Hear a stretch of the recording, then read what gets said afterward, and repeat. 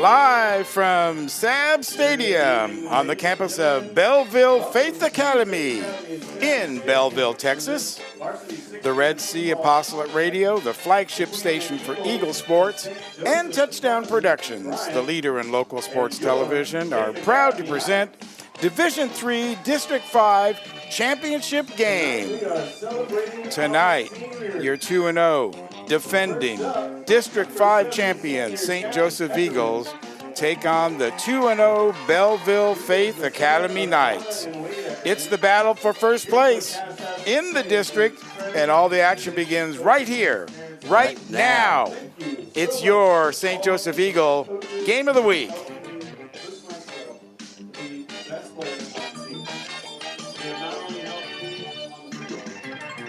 Good evening, football fans, wherever you are around our worldwide network. Welcome to the 2024 District 5 Championship Game. I'm Gil Dominguez. This is Steve Rayburn. We're here together tonight at SAB Stadium, all the way down in Bellville, Texas, in Austin County. Austin County. All right, so first time to go into Austin County tonight for me, and what a beautiful drive, Steve, down here. It is very, very beautiful, even with the some of the drier conditions. Still a very beautiful drive out in the country. It's just hard to beat. You go through some farmland, Yes. and it was such a nice drive. I phoned my wife and said, wow, this is like when we were driving out here before, and you should be sitting shotgun. That's right. So she kind of liked that. But tonight we're here for the District 5 Championship Game, and Steve, what a journey the Eagles have had in order to get this opportunity. Yeah, it has been, and a little bit of a tough front end of the play for us out of district, of course, and we learned a lot about ourselves, but there's a lot of variables we did. As we were coming together as a team, this team found out who they were, they got an identity, and came on into district, and now we're a force to be reckoned with. Well, the Knights are 7-1, and that is not our record. We had a few losses along the road. Yep. But it's going to be an interesting game now that we're in district. Both teams are 2-0, and this will certainly set the tone and actually settle the playoff picture tonight. Each team has one game left in their schedule. Yeah, and both are expected to win on the rest of the way out, but there's three nice backstories to this game. One, the very, very highly potent offenses, a lot of points scored by both of these teams. This is also going to decide who's going to be on top on the very top of this district as we go into the playoffs. As I said, we're all both expected to win our last games. And then, of course, that gives you home field advantage for your games in your first round of the playoffs. So there you go. That's correct. And so we're going to break this game down for you a little bit more as we get closer to the kickoff. But we are so happy you are joining us here on the Red Sea Radio Network. And we'll be right back after we thank our great underwriters on the Red Sea Network. You're listening to exclusive coverage of St. Joseph Eagle football on KEDC 88.5 FM.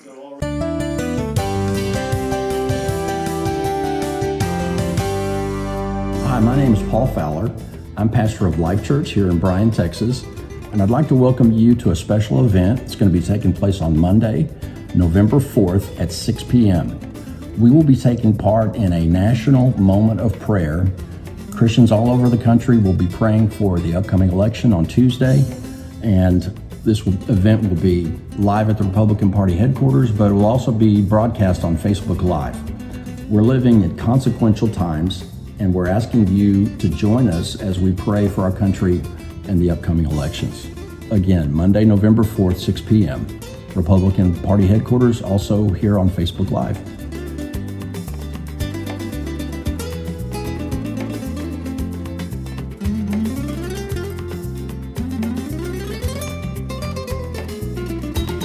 So we're just moments away here, and I can tell you, you can feel how excited I am just in my fingertips. Yeah, This is going to be an entertaining game tonight. I don't see any reason why there's not a lot of points going to be scored, and we're going to have a lot of fun tonight. Two really good teams are facing off here tonight. So, well, buckle your chin strap, folks. The 145 points is an amazing amount of points, and in talking to some of the people here in the press box, that team didn't have much of a defense. But they still were able to put up 112 points. Yeah. So it was an offensive battle for sure. Tonight we want to keep our eye out for number 25, Travis Woodley. He's going to be the big runner for the Knights, and their quarterback, Christian Pillow. And that'll be handling the quarterback duty. So we'll have to see how the Eagles contain Mr. Woodley, and we've had some teams that run on the outside of us before and try to get out, and we have to set up those corners, Steve, and contain people going outside. That's right. We had a really good game last week of doing just that. So let's see if we can do it again. And here we go, kickoff. Eagles be going left to right to left on your radio dial, and the kickoff is going to go over to Bundick. He'll be ushered out of bounds right there about the 28-yard line by Mr. Travis Woodley, and that's going to set the Eagles up first and 15 from the 28.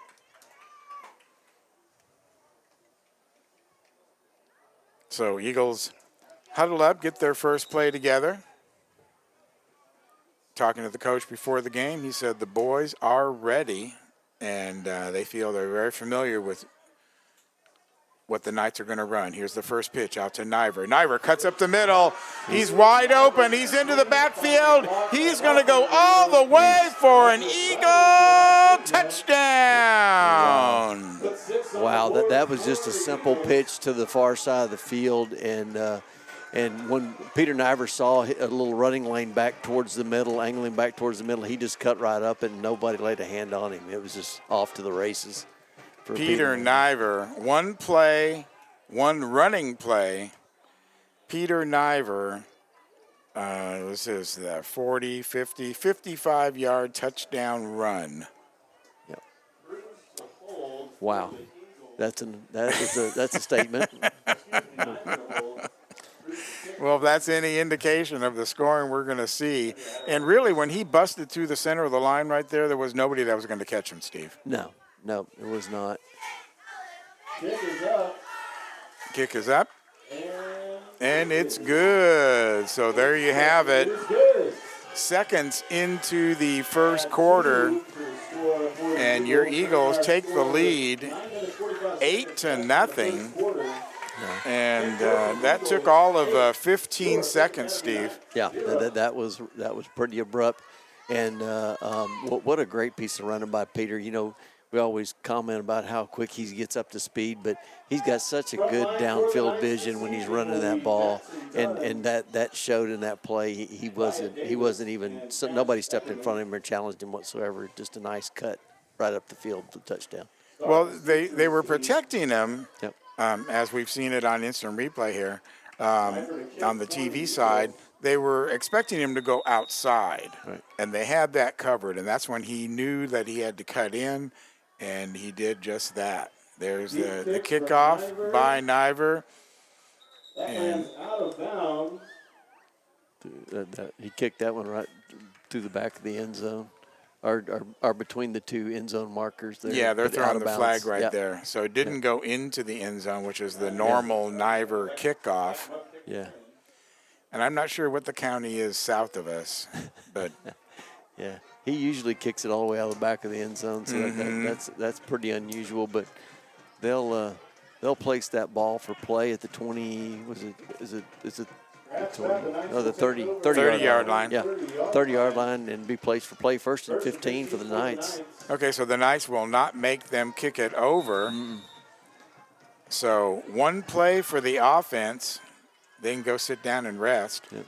Actually, I think it's the same boys on the largely are. But they got Peter and playing on the end near side, and Paul Johnson on the end far side. Okay, here we go. First down. Pillow, the quarterback. He hands it off to number 12, Yep. Jackson Dunn. Yep. And the middle of that line is anchored down by Walker West and Lucas Ramirez. They did a real good job slowing that rusher down. And then Noah Manzer came and cleaned that play up after, about almost 5 yards? Yeah, about 5 yards. Yeah, ball's at the 36-yard line now. So Pillow in the shotgun formation for the Knights. He'll get the snap. He's looking, he's throwing downfield. That ball was overthrown. It was intended for Travis Woodley there, and Noah Manzer had coverage on him, and I don't think anybody knew where that ball was going. Just a miscommunication between the quarterback and the receiver. But well, that does tell us that Woodley will go out in the as a receiver. Yes.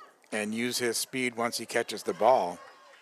So now we've got Dunn spread out to the right, Woodley in the backfield along with Pillow. Pillow's going to take the snap. He's going to fake the handoff. Now he's going to throw downfield again. Wide open!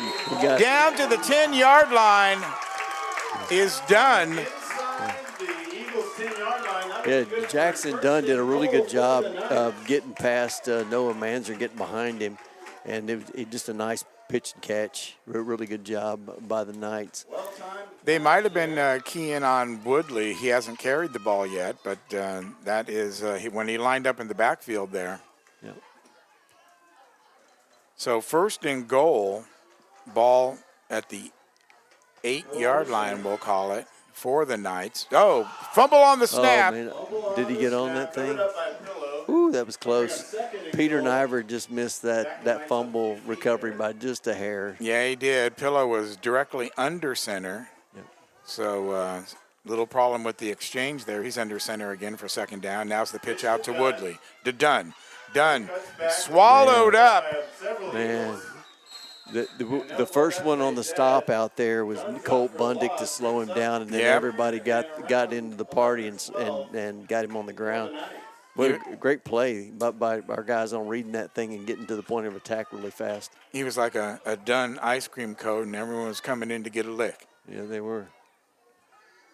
That was a bad joke.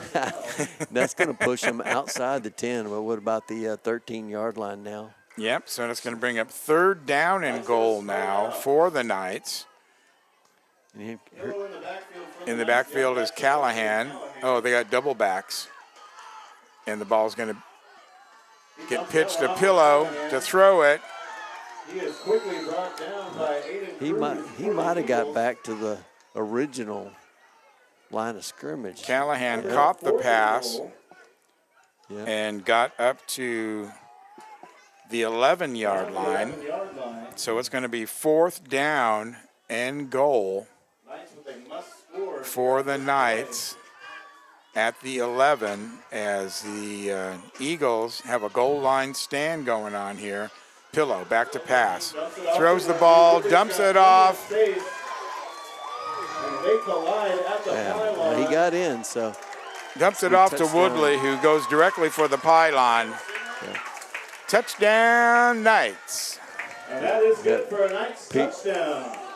Is it Peter got over there to greet him at the marker? Yeah. Yeah, I think it was. Yeah, Peter got over there to meet him at the goal line, but to no avail. He got in. So nice drive by the Knights in order to capitalize on that. Kick is up, and it's wide left. Wide right. Yep, he Signal from the back judge. Kick is good. Knotted up at 8 here with just under. So now they're saying the kick is good instead of going wide right. And part of the problem might be what we said when we came in. Remember we saw how short the goalposts were vertically? Yeah. And I said Niver's going to outkick that. Yeah. Yeah, the uprights are about half the regulation size that you see normally on the two uprights. So maybe that confused the referee. I don't know. So initially the kick was ruled wide to the right, and then the back judge confirmed that it was a good PAT, and we are tied up at 8-8. 6:56 remaining in the quarter, so that was 4 minutes, about 3.5 minutes for that drive. Right. For the Knights, as darkness comes across the field and the lights take effect here at Saab Stadium. And here's the kickoff by the Knights. It's going to go deep. Picked up by Niver. Niver cuts in the middle, looks around, gets to the outside, still moving, driving his feet. He gets all the way down to the 36-yard line of the Knights. And nice little return by Peter. He collected the ball in around the 25 or so, between the 20 and 25. He just kind of picked his way up the field. Nice little piece of running. A lot of good vision there on that return, and he's got the ball with 37-yard line, 1st and 15.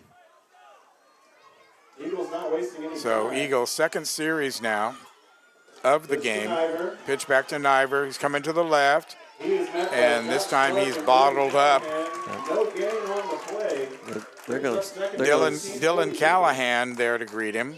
Yep, good little read by Callahan. He went ahead and flowed towards Niver, plugged that hole up and got him down. So got him low and brought him to the ground.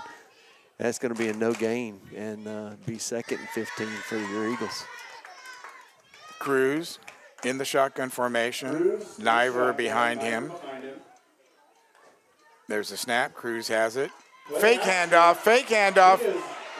Now Cruz running, scrambling, throws it downfield, but he's going to throw it over the head of Butnick. Yeah, just missed Bundick by about a hand's reach on that. It was kind of a broken play. They had a quick a fake handoff to Peter.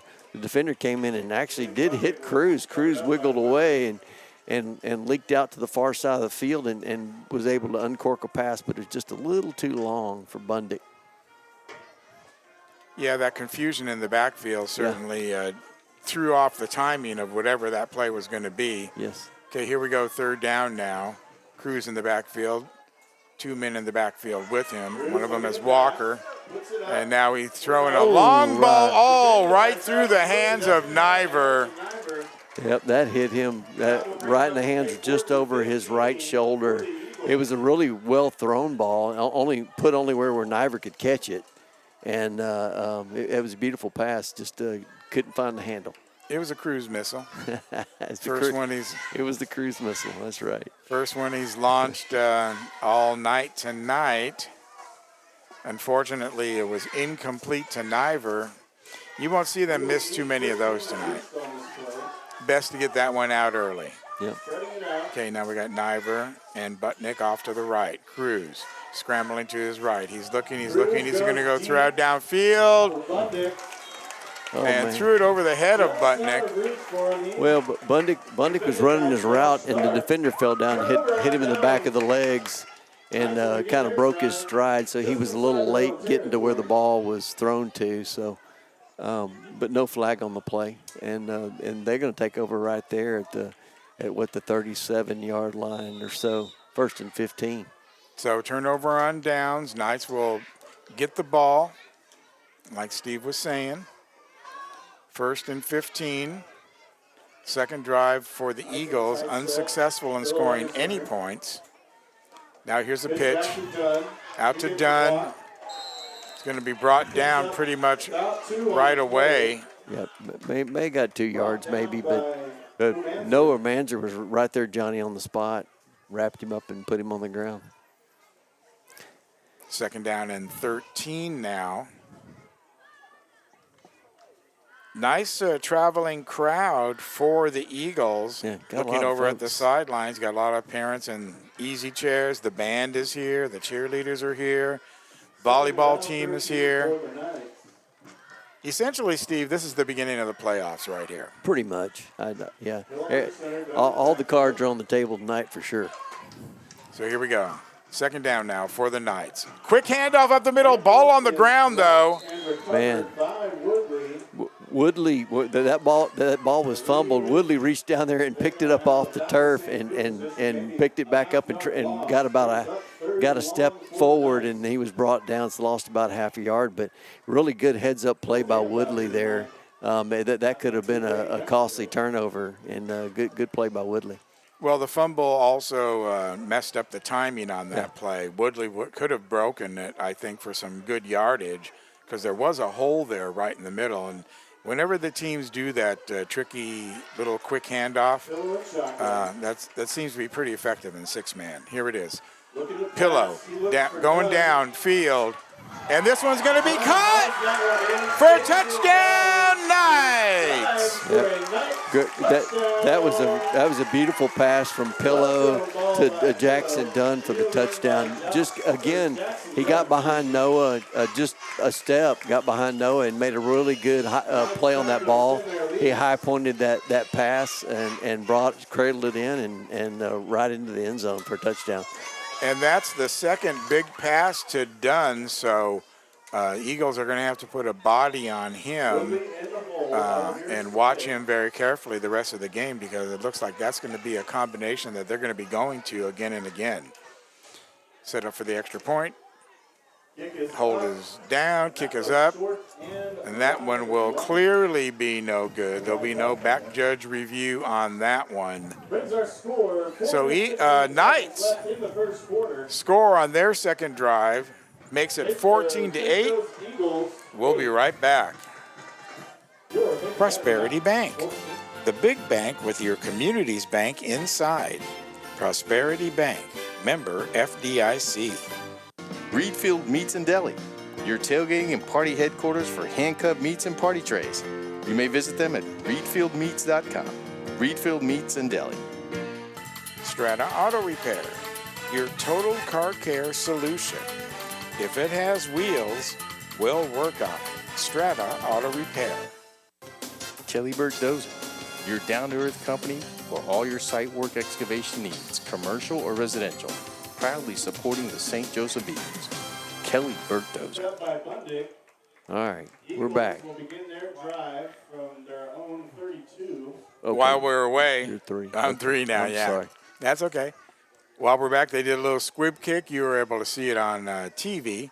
But Eagles got the ball and fell on it, and it's going to be at the 33-yard line as the Eagles begin their third drive of the night now. Oh, snap, almost over the head. They're going to tie him up, though, and bring Cruz down for a 10-yard loss. So, very high snap over Cruz's head. He was able to knock it down, but, of course, that takes your timing right out and allows the defense to get in there, and then Cruz was surrounded after that. So now Cruz in the shotgun position. He's going to pitch it out to Niver. Niver maybe getting up to the line of scrimmage. So the Knights coming up on defense now after a successful offensive series. It's right now. Okay. All right, I can hear you now. You're good. All right. I did not hear you there for a second. Lost you. Sorry about that, folks. More technical challenges. We won't even call them a difficulty. It's just a challenge. Third down now. Snap goes to Walker. Now the pitch goes to Cruz. He can run, but he doesn't. He dumps it off to Bundick. Bundick goes down the sidelines. He's going to be run out of bounds. He doesn't think he's out of bounds, but.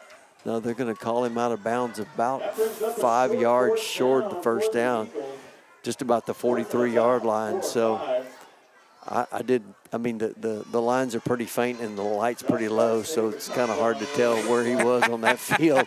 So The lines are faint and the lights are low. That's a great description. Sounds like a country and western song, doesn't it? So, Steve and I walked the field earlier tonight, and the lines were very faint, and we made a mention of it, and that might have been a factor there. Eagles now, 4th down. Cruz looking, scrambling. Now he's going to run. He's going to get the first down. He's going to go right up the middle of the field. Cruz all the way down to the 20-yard line. man, what a nifty run by Cruz. When he decided it was time to bail out of that backfield and head upfield, he did it with some authority, and he picked up enough to move those chains for first down, and 1st and 15 from about the 20-yard line. And you know, that's something you don't see Cruz do a lot. Now he takes it, pitches it to Niver. Niver cuts back in, cuts up the middle, tries to get to the outside. He's swarmed by the Knights. And he'll be brought down, and he comes up a little limping, and now he's on the ground. Yeah. Could be a cramp. He's about the 8-yard line. I'm just going to set up a Looks like a cramp, second and short. Yeah. not an ankle or anything like that. When you're running and you get kind of nailed in the back of your calf like that, you can get a cramp pretty easy. Yeah, he's on his back. They're stretching it out on the sideline. So that's the good news. Bad news is that he's not in right now. But that's okay. It takes a team effort. Cruz, shotgun. Hand it to Walker West. Is he going to get enough for that first? Yep, first down. They're going to give him a first down. Nice little handoff right up the middle, and he rumbles up the middle of the field and enough for a first down before they bring him down. Minute 39 left on the clock here in the first quarter. Eagles down 14-8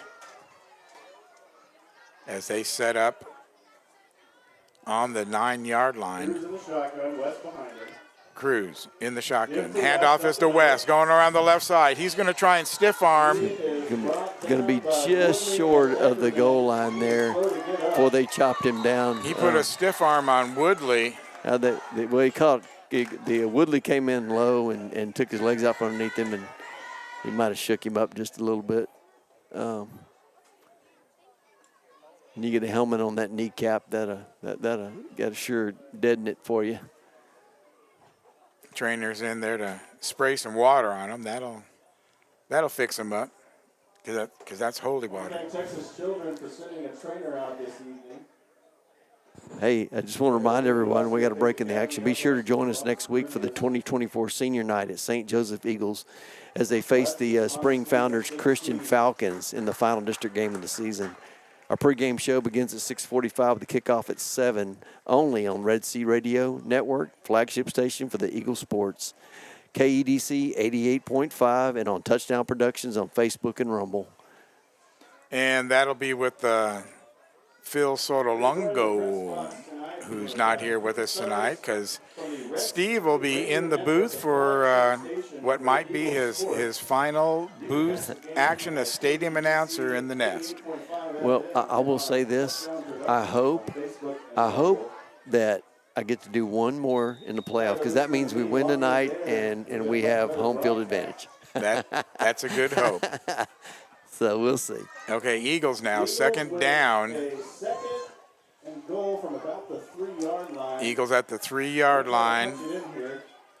Cruz, the quarterback. Handoff, fake handoff. He's shaking off some talent, and he just throws the ball down, gets rid of it. Coaches are calling for intentional grounding. Yeah, I'm not sure that But I think he was out of the pocket. Yeah, I'm not sure that he was still in the tackle box. So, he wasn't out by much, that's for sure. No. The one thing that could be a problem for him is he didn't throw the ball past the line of scrimmage, but I don't see a flag. So ball's going to be at the third-yard line. Now there's a penalty. Yeah. Well, he did when he grounded the ball. I think he would have been fine, but he didn't throw the ball out past the line of scrimmage, so that's problematic, and that's indicative of an intentional grounding. So the call came in pretty late. They were already lining up for the next play. Yeah, they were discussing things, it looked like.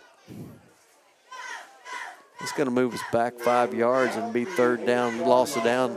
So it's going to be third down and goal to go from the 8-yard line. Paul Johnson split out far left as Cruz gets the snap.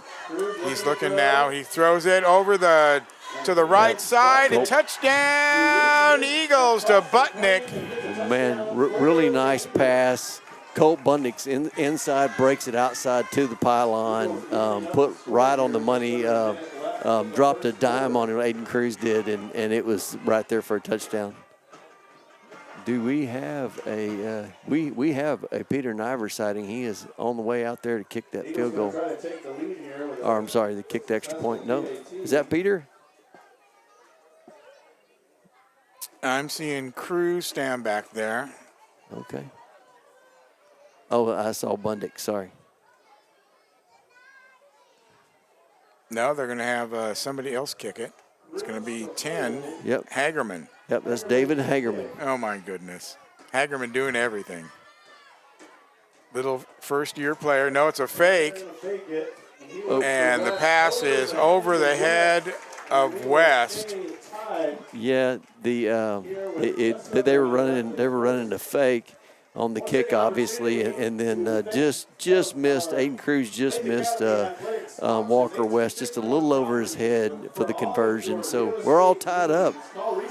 51 seconds left in the first, and we're all tied up. 14-14 after the touchdown pass to Butnick over in the corner of the end zone.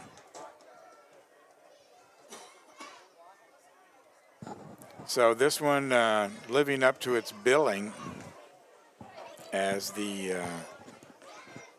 Division 5 championship game. Well, Peter's in for the kickoff, so that's some good news. Like I said, I thought he was cramping after he kind of got frogged in the back of the calf or the quad, one of the two, but he's out there, looks good. He's stepping on his or striding like he's supposed to. So. And this one's going to go deep. Yep, there we go. Out of the back of the end zone. Yep. There's our Peter Niver kickoff. Yep, that's what we're used to seeing, right out the back. They're gonna place that ball at the 25-yard line, 1st and 15 for your Eagles. Yeah, and they'll probably get a play or two off before the end of the first quarter. 51 seconds remaining. So, very interesting game here so far, Steve. Yeah, it's almost like they're trying to feel each other out just a little bit, but there's been some really big gash type plays, and that's been interesting to see. So I'm sure it's gonna take shape, and we're gonna see what everybody's what cards they're holding on to here pretty quick. 1st and 15 for the Knights. Pillow, the quarterback. He gets the ball. He pitches it out to 32. Yeah, Paul Johnson was 12. Yeah, he was right there, Johnny on the spot. He swallowed him up like a cupcake and dropped him for about almost a 2-yard loss. He did wrap him up with those big Paul Johnson arms of his and kind of just threw him down to the ground. He's got a wingspan, and he's finally come into his own, and he dominates that side of the line of scrimmage, whichever side he's on. He owns it. Probably want to get him involved in the offense. Yeah. If Coach is listening to us. All right, here we go. Handoff to Pillow. Cross, handoff now over into the backfield, going all the way down for the touchdown. I don't think he made it. I think Peter Niver chased him down, and he's about at the 1-yard line. Travis Woodley on the opposite direction handoff. But a big run for Woodley. Takes it down. As you said, Niver tracked him down with his speed and put him down at the 1-yard line. Yeah, nice run by Woodley. Good vision. Matter of fact, he made a great cut and dropped one of our defenders at his knees. and right here probably about the 30-yard line or so. And that'll be the end of the first quarter here, 14-14, all tied up. We'll be right back.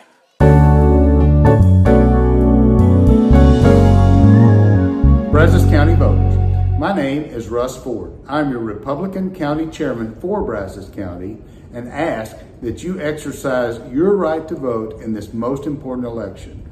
We are experiencing record numbers of early voting and expect our Election Day totals to be even higher. Please get out and vote. Thank you, and giggle.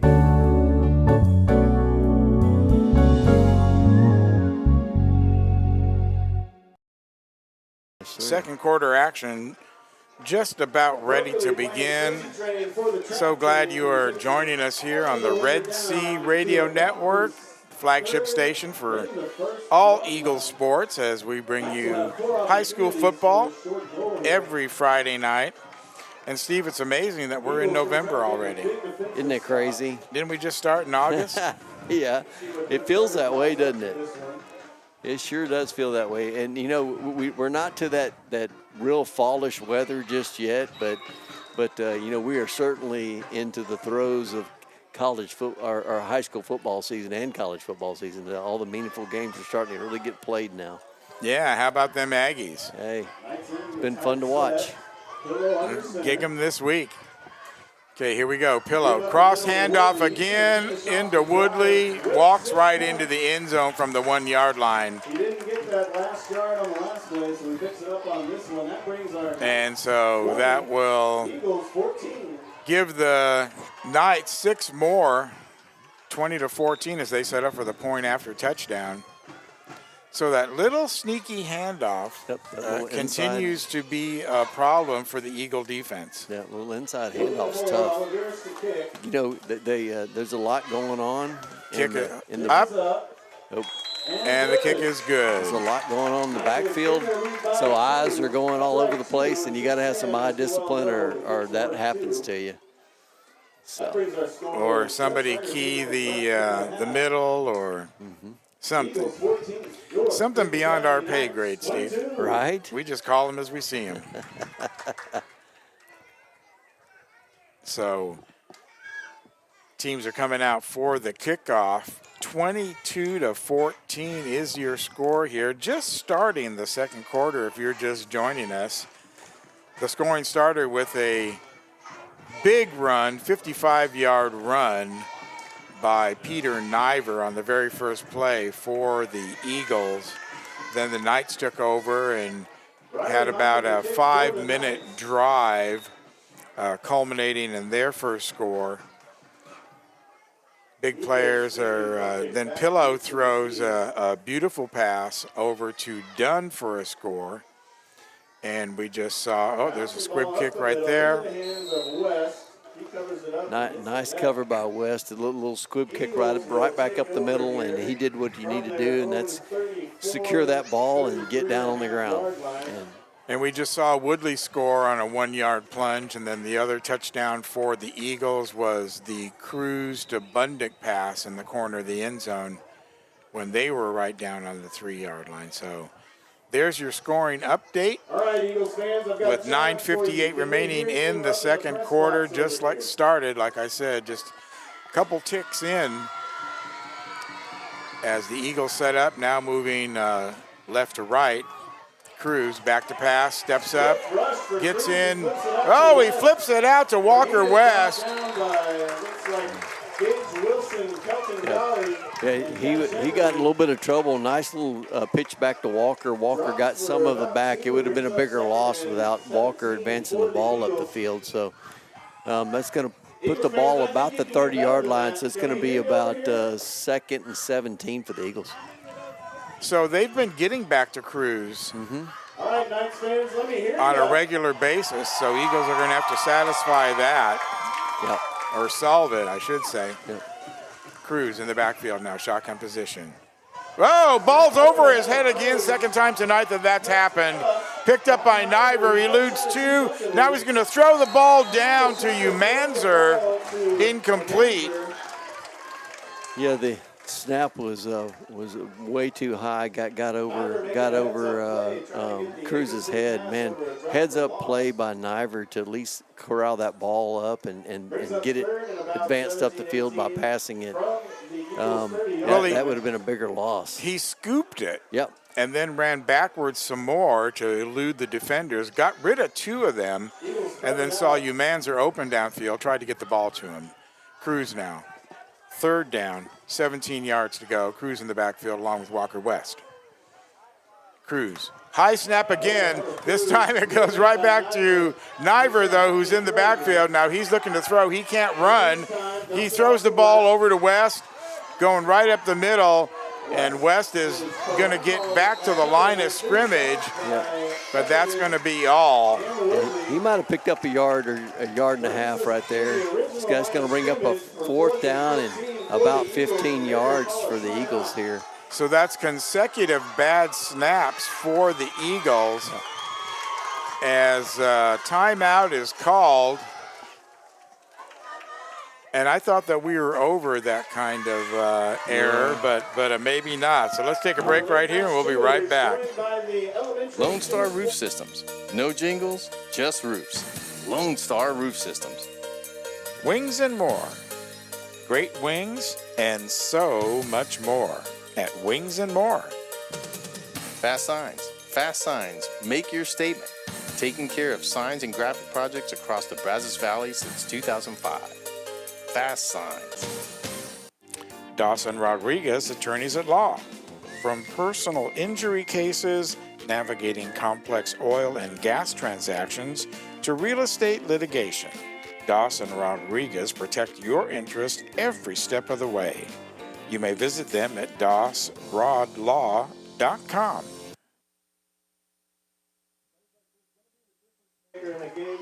All right, we're back.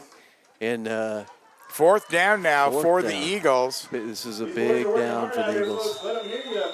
I don't get paid to make this decision, but I'd be punting. We're missing one person here. There we go. If I was them, not give them nice some good field position, but we'll see what happens. Cruz and West the upbacks, Niver in the backfield.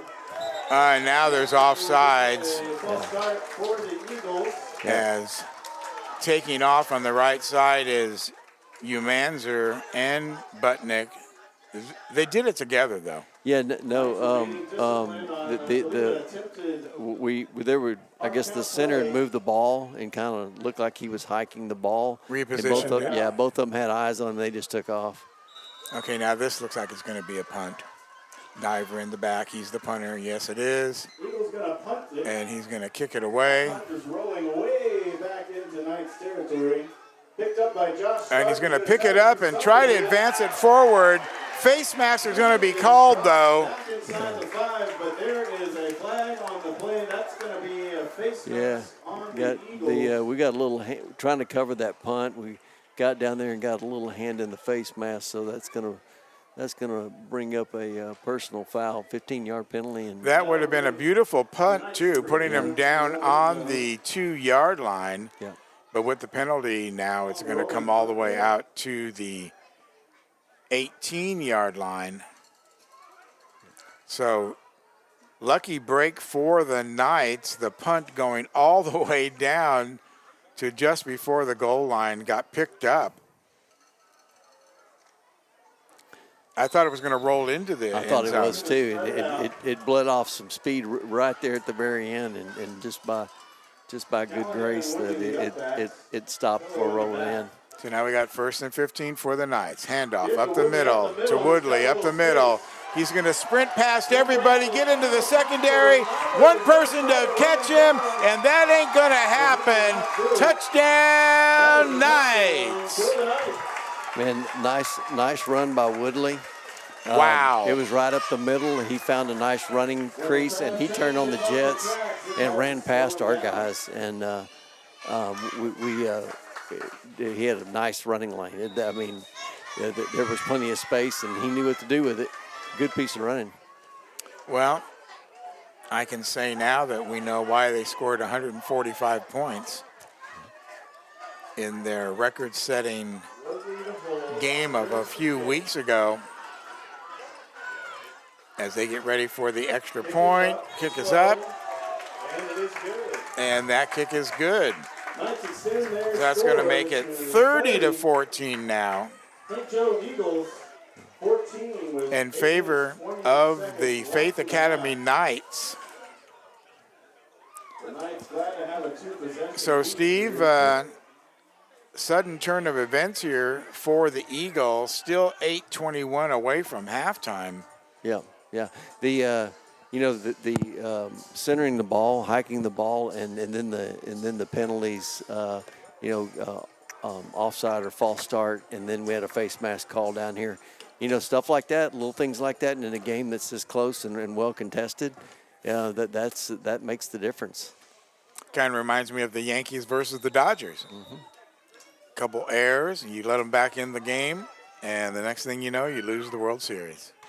It happens. Phantom checking in to kick for the You got to be Knights. dialed in at all times, especially when this late in the season, and those kind of mistakes you need to get that tamped down pretty quick. Well, especially the snapping it over their head. Right. That was a problem early on in the season, and I felt that we had gotten past that, but it rears its ugly head here tonight, as this is a little pooch kick right into the center. Picked up by Bundick. He's going to go to the outside. He's got one man to beat, and he's going to get pulled. Man. No, he's going to stay in bounds. Colt Bundick, what a run. That he returned that ball just inside the 10-yard line, far side of the field, but he had a defender closing on him, his number 2, Josh Stark, and he stopped, brushed Stark past him, and Stark's his momentum carried him out of bounds, and then continued up the sideline for another 5-10 yards or so. Nice piece of running by Butnick, as he's doing everything he can. And that's going to be first and goal for the Eagles now. Cruz back in the shotgun. Behind him is Niver. Pitch to Niver. Now he tries to get outside. Barely gets out, but steps on that faint white line there. And he'll be dropped for a loss of about 2 on that one. So Niver's going to lose 2 trying to get to the outside. This Knight defense, very quick. They pursue very well, and the thing is not only diagnosing what's going on out there, but getting to the point of attack, and they do that well. There's a jump pass in the corner of the end zone for Butnick, or is that Niver? Niver, and well defended there by Travis Woodley. He kind of undercut Peter and kind of got a hand on that pass, knocked it down. It's going to bring up third down now for the Eagles, 3rd and goal. As they bring in the play, they're going to go trips out to the right. Ooh. Cruz in the backfield, all alone. Another high snap, but he caught it. There's Niver now. Niver dancing, looking into the end zone. Oh, wow. He hit Aiden Cruz right in the hands and just couldn't get a hold of it. That was a beautiful pass. Aiden Cruz took the centered the ball to Aiden Cruz. He took it, pitched it to Niver. Niver rolled out to the far side, and Aiden went out here near side right into the end zone, and he was all by himself. Then sometimes that's the worst thing to be, is all by yourself, because things like that happen where you just can't get a handle and squeeze that ball. Well, Coach Forgione dialing up the correct plays, that's for sure. Just having a problem executing them at the moment. As we go into 4th and goal now. Cruz, he's looking in the corner of the end zone and batted away at the last second. That pass is incomplete, and the Knights will take over on down. And that was a good defense on that pass. That was what number? Who was that? It looks like 12. 12, yeah. That was Dunn. Jackson Dunn. Did a good job breaking up that pass in the end zone. Pass defended by Jackson Dunn on that last play. So the Knights once again thwart the Eagles Their own 15-yard on a goal line stand and turn the ball over on downs. It'll be 1st and 15 now for the Knights. 30-14 already here in the second quarter. Gil Dominguez, Steve Rayburn calling the action from Bellville, Texas. Here's a pitch outside now. He gets outside to Pillow. Yeah, good defense. Peter got over there and tripped Pillow up, and Lucas Ramirez came there and cleaned the play up, and he got about what 8 or 9 out of that one, and can bring up a second, about 6 for the Knights. You know, we're not playing, you know, our defense isn't making a lot of mistakes or anything like that. More of the mental mistakes and the penalties are coming on special teams and offense right now. So. 2nd and 7. The snap was to Woodley. And he lost a couple yards there. I'm gonna say Hagerman and Ramirez was there to sniff that out and drop him for a loss. The pitch was to Dunn. Snap went to Woodley. And that's going to bring up 3rd down now as the Eagles looking for their own defensive stand here. Down 30-14.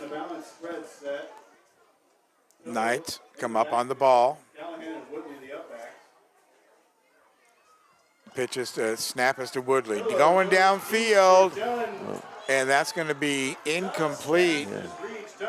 Yeah, good coverage by Cope Bundick, and he kept inside leverage against that receiver, and he couldn't break towards the ball because he was right there blocking that pathway, and really well played. So it's bring up a 4th down and 8, and Knights are going to call a timeout. Very important play right here. You don't want to turn it over possession. We want to thank Brandon Designs in Bellville. As deep in your own field, so they're going to take a moment to discuss it, and the Eagles are going to be discussing the same over on their sidelines, and I can see some animation going over there in the Eagles huddle, and along the defensive scheme of things. Yeah, and I do suspect that this will be probably one of the bigger downs considering where we're at in the place in the game right now, and being down 2 scores. This play means a lot, and if we can get a stop right here, it'd go a long way. Plenty of game left, although we are 6:07 remaining in the second quarter. Keep their offensive drive alive. So here we go, 4th down for the Knights, 8 yards for the first down. Pillow in the deep back position. The snap goes to Woodley. Goes back to pitch back to Pillow. Pillow eludes 2 people. Comes downfield. Wide open! Wide open. And that was a great reception. It's Josh Stark. Yeah, nice pitch and catch from Pillow to Stark. And that's going to bring the ball just shy of the 20-yard line there, probably with the 22 or so, 23. No, yeah, 23, 24. And, so the Eagles held him 3 times, but on the 4th time, the pitch out to Pillow, and he scrambled to his right, and they had him bottled up, but he was able to elude that rush and then move to his left, where he threw the ball to Stark for a huge gain and a first down. Here's a handoff to Dunn now up the middle.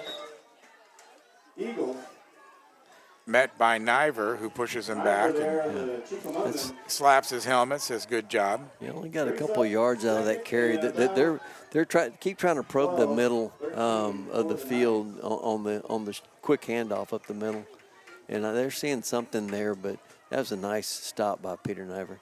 Pillow coming in with the play now as they line up in their offensive formation. Pillow in the shotgun. Behind him is Nunn. Roaming the front line is Woodley. Pillow Looks to his right. He's going to be pulled down. Ball on the ground. They're going to call it incomplete pass. That's grounding as well. That's grounding. That's grounding as well. I think the ball came out of his hands as they were spinning him around. But the pass didn't go past the line of scrimmage, and he was not outside the tackle box. So no, but I think he was in the grasp. I think is what they're calling, because they're not calling. If he's in the grasp, they should have placed the ball where he was. Yeah, that was intentional grounding. Yeah, that's why you're here, Steve. Make those observations. Here we go. Pillow gets the ball. Fakes right. Now he throws right, and it's going to be into the ground. Yeah, he missed Jackson Dunn, but the ball was right there by Jackson Dunn's cleats. Just missed him, but there's a lot of pressure coming his way, and he needed to get rid of that ball pretty quickly. So that's going to bring up 4th down now. Another 4th down for the Knights. This time 13 yards to go. Ball is at the 20-yard line of the Eagles as they get set for another defensive stand here. Snap goes back to Pillow. He throws it over here to the left of Dunn. Dunn streaking down the sidelines, and it's going to be touchdown Knights.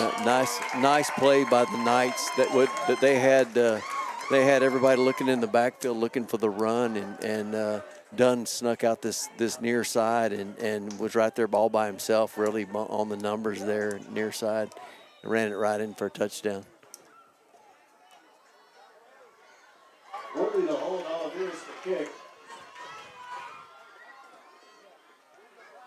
So setting up for the PAT, Dylan Oliveris is the kicker, and he'll put it up, and it is good. 38-14. Or was that 36? 36-14. Academy Knights 36. 38. That's what I thought. He hadn't changed it yet. Oh, he hadn't changed it yet. Okay. Pulling double duty here, announcing and running the scoreboard. The last thing you want from me. Yeah. Looks like Riley Hyman's got a tee in his hand. He's going to kick for the Knights on this one. So let's see what we can do. See if the guys are gonna come out 38. swinging That's here a or not. 24-point advantage. Yep. See if the guys come out swinging here. In the back of my mind is you don't want to be mercy ruled by these guys. But that's a pretty big advantage, and the Eagles have been a little short on the offensive side ever since the touchdown pass to Butnick in the first quarter. It's been all Knights. We were 14-all then. So it's 24 unanswered points by the Knights. Little squib kick now going into the middle. And it's going to be nice, almost taken out of his hands. Yeah, nice pickup, nice cover by Michael Bain there. Quick hands, got his hands around it, and was almost immediately brought down. But good holding on to a squibber. Did a great job. Ball's going to be just 29-yard line. Be placed for play. 1st and 15 for your Eagles. 1st and 15, Eagles need to do something on offense. They've had several possessions where haven't been able to score. This pass is throwing it out, and a little pattern to the right is Hoffpower. Yep. Just a little wide of Hoffpower on that throw. Couldn't get it there to him. Good, actually. Fairly decent defense there on number 6. Gage Wilson was playing defense against Hoffpower. May have got a hand on him a little early, but the ball wasn't close enough to catch. So. 2nd down now, 15. There's the pitch over to Niver. Niver looking. He can run. He can throw. He's going to throw. This time it's to Hoffpower again.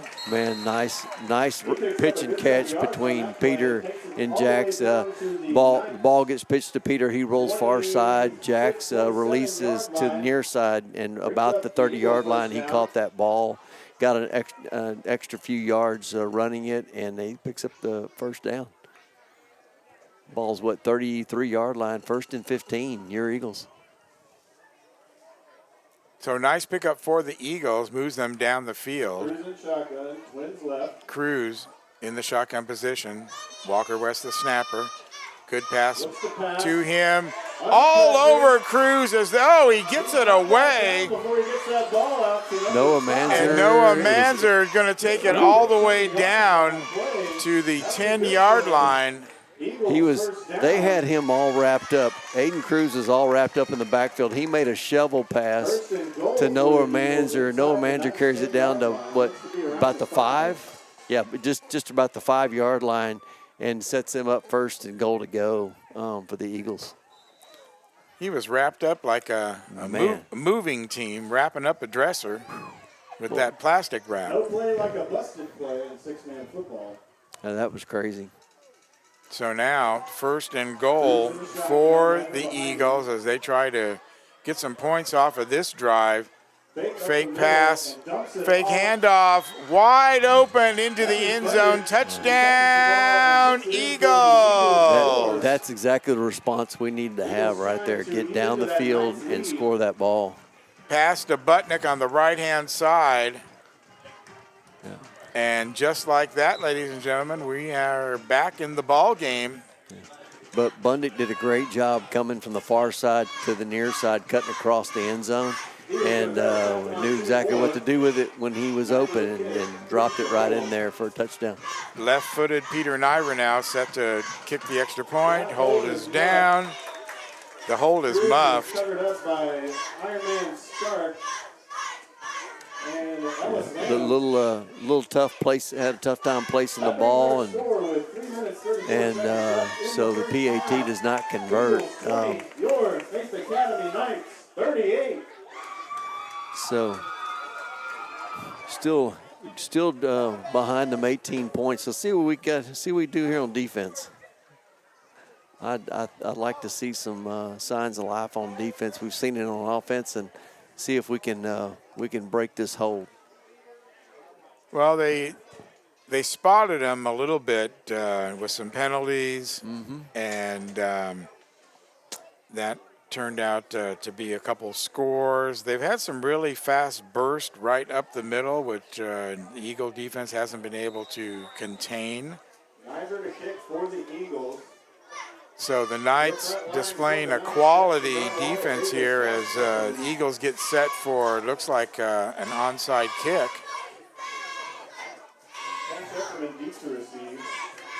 As Niver gets ready to put the ball in play. No, it's going to be the Niver style kick. Right out the back of the end zone. Into the end zone. I was nervous that we were gonna squib that thing, because I don't think they need a short field. I think we need to give them the full length of the field to drive this thing and see if our defense can stand up to them. Yeah, we do, but they moved 5 people out to the right-hand side and made it look like something like that was going to happen. But made that kind of an interesting kickoff, didn't it? It did. So. I was nervous coming down here anyway, facing the Knights, and you got 2 top teams in the district, and Coach Forgione, though, he was confident that the boys knew what they were going to do. So coming into the late in the second quarter here, we'll see how the defense makes its adjustments. There's that quick handoff again, right up the middle to Woodley. Chasing him is Johnson. He's not going to catch him. Touchdown, Knights. Travis Woodley. Just a phenomenal ball carrier. Yeah, good run. Our defender stepped into the hole, but couldn't get it wrapped up and couldn't get him on the ground. And that's what happens when you have a back that's that talented. You have to wrap them up, and you got to put them on the ground or slow them down and let the rest of the defense catch up to the play. Well, he's got Niver type of speed. So if you've seen Niver run, you know what I'm talking about. But he's a little bit bigger, stockier than Niver, where Niver's kind of long and lean. And that ball just creeps over the crossbar to be good. So the Eagles trading scores with the Knights, and that's not going to cut it. No.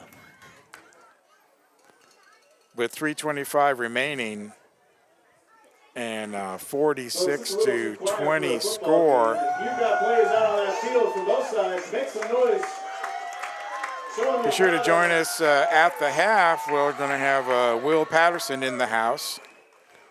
He's standing behind us right now. There he is. Making Mr. sure that Patterson. we do everything right. Yeah. If you are the parent of a St. And Joe's Eagles we're going to have to get cheerleader, make some that noise headset on your fixed, feet. which we'll just pray on it a little bit. And we plug it in again. That always helps. See if we can get it to work. Yeah. If not, I'll use my headset off the camera, Okay. and we'll give him headset number 3. All right. Okay, here we go. Got the ball teed up for kickoff. And it's going to be another pooch kick. Onside kick past the front line Nice of the cover. Eagles. Nice cover by Colt. Colt, he covered the kickoff right at the 30-yard line, and that's where the Eagles take over on their 30-yard line. 1st and 15. If you are the parent of a Well, that was an interesting little squibber there. By the way, he had angled himself. I thought he was going to squirt it off the other direction, but he kicked it here near side, probably just inside the hash, if you will, but near side of the field, and man, Colt did a good job getting down on it. So 1st and 15 for the Eagles, 3:25 remaining in the second quarter, down 46-20. They're not used to this. As the pitch goes to Niver, he's waiting to see how the defense lines up, and he was just kind of standing there. Yeah. Eventually, he split 2 defenders. Yeah, I don't know. I didn't see exactly what happened there, but the call's a legal procedure. But it's going to bring him back another 5 yards, and we'll go 1st and 20 here. And they pitched the ball out to Peter, and he just kind of was waiting, I guess, for something to open up. I guess for the defenders to commit. He was. But the backside defense was closing on him, and he stood there like he was waiting for a bus. yeah.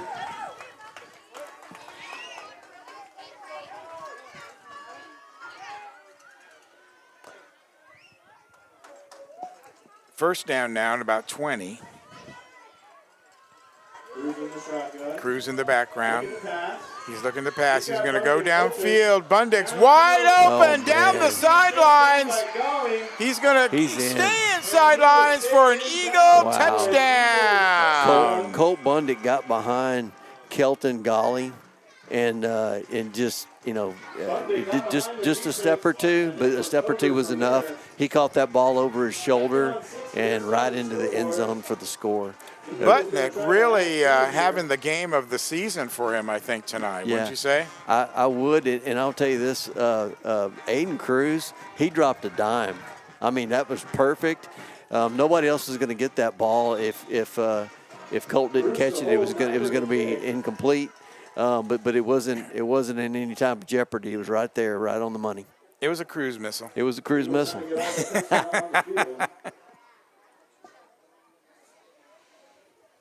That's the 3rd cruise missile that we've seen. The first one was dropped. Otherwise, that would have been a touchdown too. Niver's kick is up.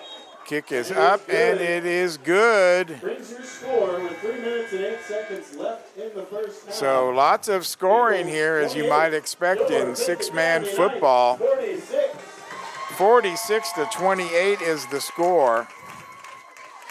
And the defense, it's going to be all on the defense, Steve. It really is, and they've got to wake up and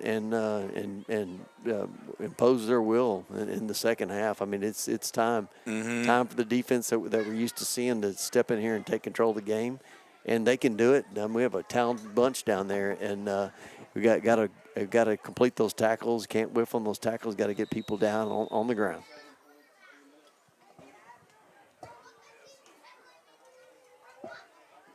A little bit over 3 minutes remaining as the Eagles get ready, set up for the kickoff.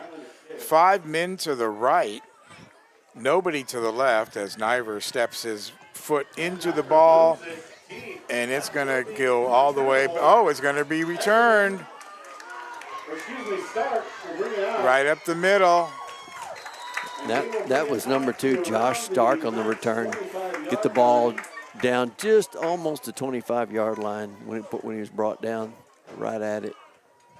And that's where they're going to take over 1st and 15. Now, do we have the same? We had same personnel. David Hagerman is up at the line of scrimmage, middle of the defense. And then Michael Boehm is near side playing safety, back right quarter here. So a little bit of a shakeup. Now they're going to switch sides of the field. So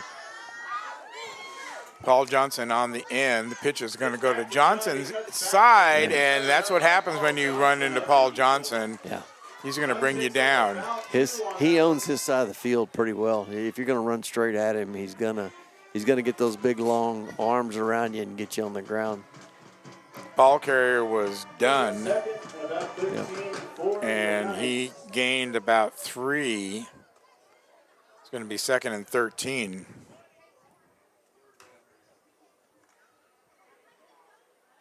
As the Knights break the huddle, come up to the line of scrimmage, moving right to left here in the 2nd quarter. Pillow gets the snap. Pillow looking downfield. Oh, overthrows done. Just a little too long there on the delivery. Stark, yeah. A little too much, and Manzer, he got behind Manzer a couple of steps, but the heat was coming down, so he got rid of the ball and went a little long on him.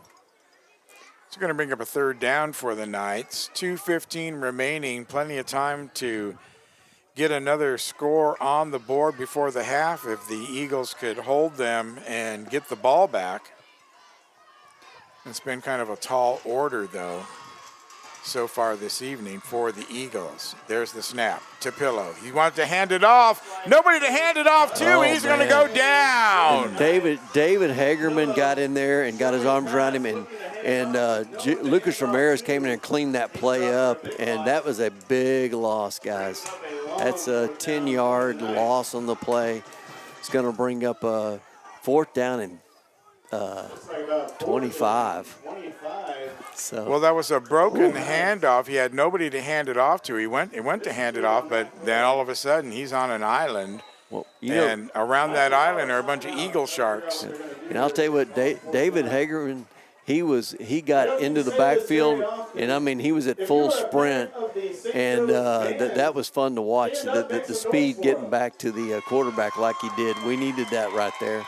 We did, and that was a big loss for them. You know, while we have a timeout, let's go ahead and check this. Can you answer? 2 bits, 4 bits, 6 bits, $1, all for the Knights. Stand up and holler. 1, 2. You're good. I can hear you now. Yeah, the mic is working. It was just the headset, though. That's the problem. There you go. 1, 2. Mic is working. I'll use that mic. Okay. And I'll use those headsets. Okay. And we'll do it that way. And But we'll I give can hear him you that. now. Yeah, so let's, right. Before I couldn't hear you at all. Let's go ahead and mic up Will as long as he's here. Might as well put him to work. Might as well, right? There you go. As we welcome Will Patterson into the broadcast booth. I'm here. Well, Hey, guys. What do you think? What do you think, Coach Patterson? Alignment and assignment. That's all it Yep. comes down to. Yep. They do a lot of different things offensively, and they're quick to get in it. You got to get aligned, and you got to know your assignment. And if you don't, they're going to expose you. And that's what. 4th down now. Ball goes back to Pillow. Pillow's going to sprint, come up. He's looking to pass. He's going to throw it out to the side. Wide open! Blocking back. blocking His the back. start, Missed it. he's going to have the 1st down all Michael the way Boehm down got to the absolutely 30-yard line. Well, Michael Boehm got absolutely blown up from behind on a block in the back, which we didn't get the flag for. But that was a missed call by the referees right there. As blatant of a block in the back as you can have. Yeah. But they get the 1st down there at the 30-yard line, 1st and 15. So that's going to bring up 1st down now. Pillow throws it out to the side again.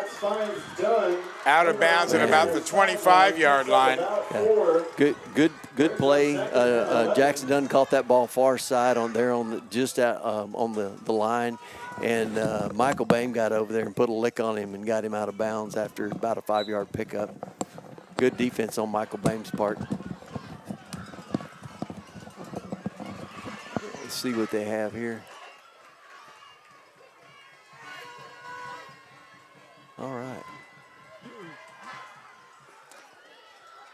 Spreading it out, Woodley and Not seeing Hagerman anymore. Yeah, he is. He's there. Third down now. Reverse. Reverse field. And they're going to throw. And, oh, nice block. Eckerman is the quarterback as they pitch to him. That ball was intended for Jackson Dunn. And, man, I'll tell you what, that was almost picked off. Nice play on the ball.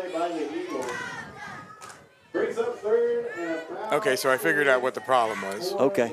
This one was isolated. So you hit that, see how that goes? Yeah. So. Okay, got you. Fat finger. Okay. That's a problem I have, too.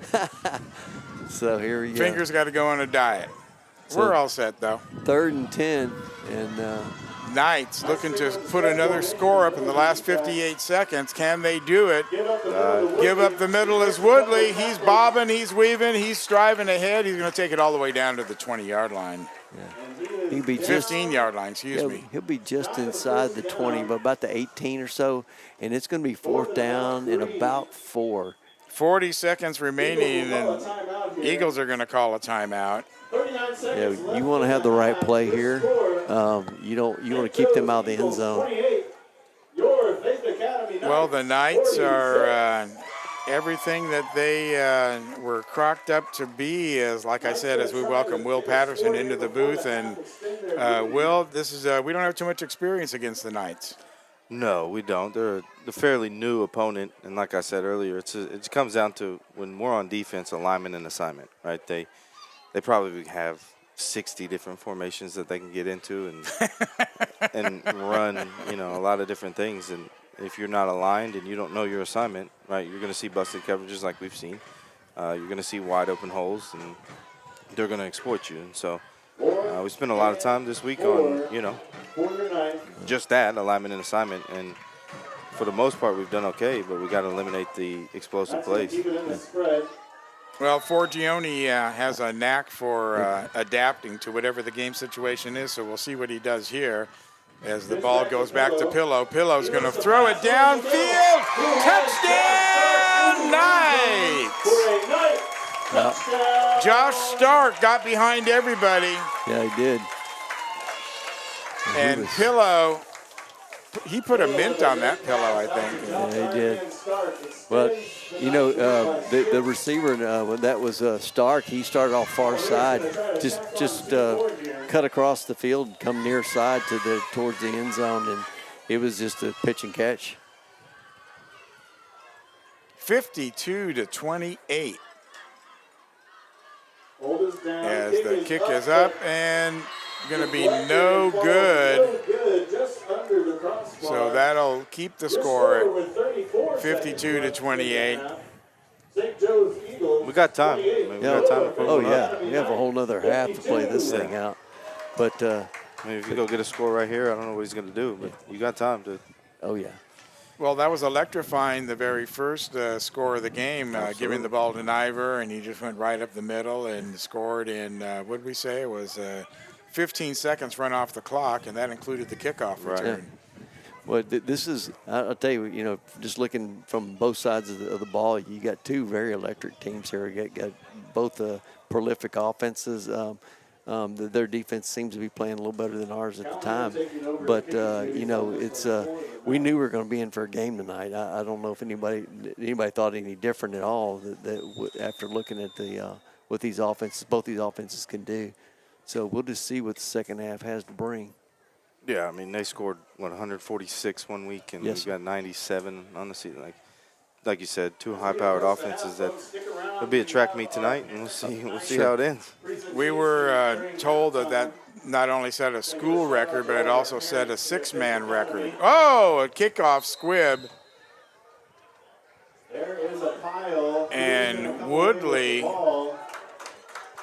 just bulldozed. Is that Walker West on the ground? Yes. Just hit him like a bulldozer, sent him right down as West is slow to get up. Took a big hit from Woodley.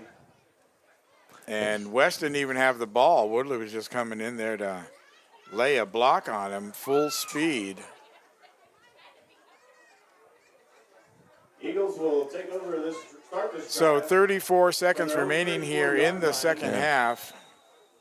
Another 6 points, 8 points would be beneficial, I think, before going into the half. That see would You need be the momentum, nice. too. Yeah, we need it. Need the momentum boost. Cruz in the shotgun. Feel a little bit better going into halftime. And Cruz in the backfield.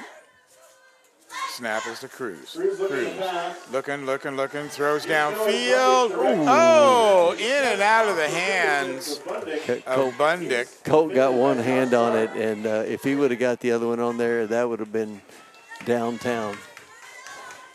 Ball But just slipped out just of his missed hand, it. so the ball might be a little slippery. There's some dew out there, some humidity in the air.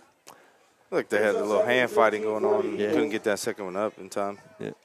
If he could have just reeled that one in, that would have been a nice play. Oh, that was a house call. Yeah, he dropped a dime on him, and it just good defense. Eagles going back to that trick set. Second down now, 15 for the Eagles. Niver in motion. Snap Pitch back to Niver. goes to Cruz. Niver now, pitch, and he's going to come to the near sideline. Travis Woodley and Dylan Callahan. Gets forced out of bounds. He picks up at about the 45. 7, 8 Yeah. It's going to be third down and About 6, it looks like. Yeah. 6 or 7, yeah, about 6. He's a nice little pickup by Peter. When nothing was really there, he took what was there and got it with his legs. here we go. Snap to Cruz. Cruz throwing downfield. Get out of bounds. Get out of bounds. Get out of bounds. Bundick on the sidelines at about the 25, brings it in, gets pushed out of bounds. We just called our timeout there. But nice little pitch and catch to Bundick right there, far sideline, and he just couldn't get out of bounds just right over there. So we had a timeout in the bank, and we're going to spend it right here. But that's going to be first down from about the 24-yard line, 1st and 15. So the biggest thing you're telling Cruz right here in the huddle is you can't take a sack. That's it. Right? I mean, if it's either in the end zone or it's out of bounds. I mean, we cannot take a sack. Agreed. You have 0 timeouts left. You gotta at least have a shot to the end zone. Probably got 4 plays. Right. They can get a first down at the 9, but the clock is their enemy right at the moment with 14 seconds remaining. You're not worried about the first down. This is red zone territory as Cruz gets ready to take the snap. There it is. He rolls to his right. He's going to go into the end zone. Peter's got it. It's Niver, but does he stay in? The officials say No, he no was in. good. He was out of in. bounds. He was in the end zone. He was in. A pass and I'm blocked catch by out. Good Cruz too. and He was Niver just sliding. off of bounds in the end zone. No, it wasn't. He was in. He was sliding before he was before the ball got there. He was already sliding. He wasn't out of bounds. He was on his rear end. He wound up I got 2 sliding out of plays left. bounds. Yeah, but after he 8 caught it, seconds. Okay, here we go. Second down now. Eagles shift all the way over to the left side now. They had 3 men on the right. Now there's 3 men on the left. Cruz back to pass. Looking in the end zone. He's going to throw it in there. Got it. touchdown. But is he in bounds? Oh, come on. They're calling it too deep out of the back of the end zone. Brings up third So and 15 Bundick got for the Eagles. ball, but they're saying that he was outside the end zone when he caught it, the back of the end zone. If I have one gripe with the difference between 6 men and 11 men, Yeah. is that we only have 4 officials on the field. All right. And there needs to be a guy standing on the end line right there, especially when you're at the 20 and Right. situationally, that ref is at the pylon. Those last 2 calls were gifts. Yeah, Third and 15 for the I Eagles. can't go either way, but I just wish there was somebody else back there. Cruz in the shotgun. Okay, here we go. third down now for the Eagles. 2 seconds remaining in the quarter. This will be the last play as the gun sounds. You got it. You got it. You got it. Touchdown. All right. Well, what What a throw. what a throw, what a catch, and he took a big hit. Colt took a big hit and held on the ball. So we're gonna run our PAT right quick and see. Got some words down there between Pillow. Yeah. I think he could have put a Gatorade bucket right there, and he would have thrown it in there. Yeah, that was a beautiful throw by Aiden Cruz. And you know, the amount of concentration it took to catch that ball, knowing the heat was coming, Absolutely. he did a great job. 52-34. Kick is up. Kick is good. 52-36 Your score at halftime is going to be the halftime score here. Your Faith Academy Knights 52. As the Eagles take on the Academy Knights. It's the battle for the District 5 championship right here on the Red Sea Radio Network. Let's thank our sponsors. And, of course, we'll be back with our halftime guest, Will Patterson, right after this.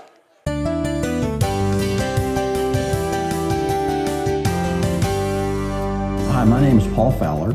I'm pastor of Life Church here in Bryan, Texas, and I'd like to welcome you to a special event. It's going to be taking place on Monday, November 4th at 6 p.m. We will be taking part in a national moment of prayer. Christians all over the country will be praying for the upcoming election on Tuesday, and this event will be live at the Republican Party headquarters, but it will also be broadcast on Facebook Live. We're living in consequential times, and we're asking you to join us as we pray for our country and the upcoming elections. Again, Monday, November 4th, 6 p.m. Republican Party headquarters, also here on Facebook Live.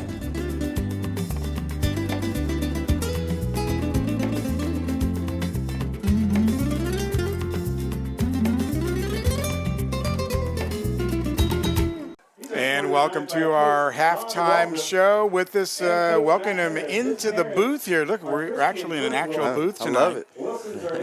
This is big time for us. Normally we're in the stands or something like that, but they had a nice booth here for us to be in. Will Patterson, the athletic director, joins us here at the half. And so, Will, it's our first opportunity really to talk with you, except for that big bus ride that we had. Absolutely. And a couple times at some other games, but been wanting to get a hold of you and bring you onto the show and introduce you to people. Maybe a lot of people don't realize that you're one of the newbies in here this season. Yep. Got a new head of school, new head coach, and a new athletic director. So let's get right down to it and tell us a little bit about your journey to get here to St. Joseph's. I've been in the Houston area for my entire career, and before that, I met my beautiful bride in Bryan College Station, and we've been trying to get back ever since. And she got an opportunity, and I got an opportunity, and it all kind of worked out in God's plan to bring us back to the Bryan College Station area. And I'm thrilled to be here. It's been a long August to November 1st, whatever it is, but my family will be reunited on Saturday. So I've been making the drive back and forth to Houston most days. Some late nights I have a place that, couch that I can sleep on. But we're officially moving here Saturday, so excited to get back to some normal life and being a dad and things like that. So congratulations on thank that. you. I'm excited. It's been a long August to November.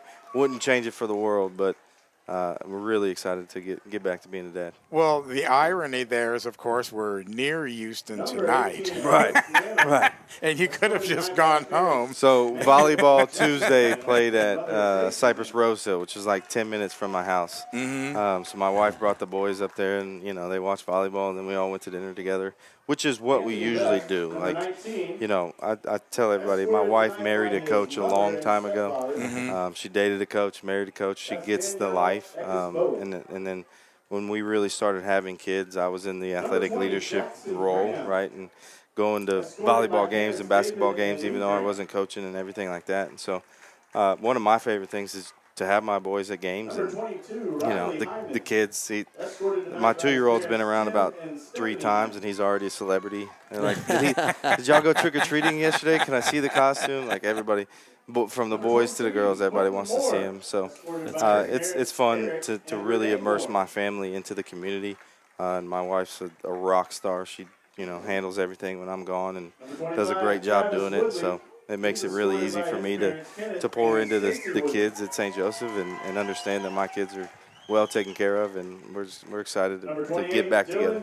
So you outkicked your coverage. By like 7 miles. We all did. By about 7 miles, absolutely, yeah.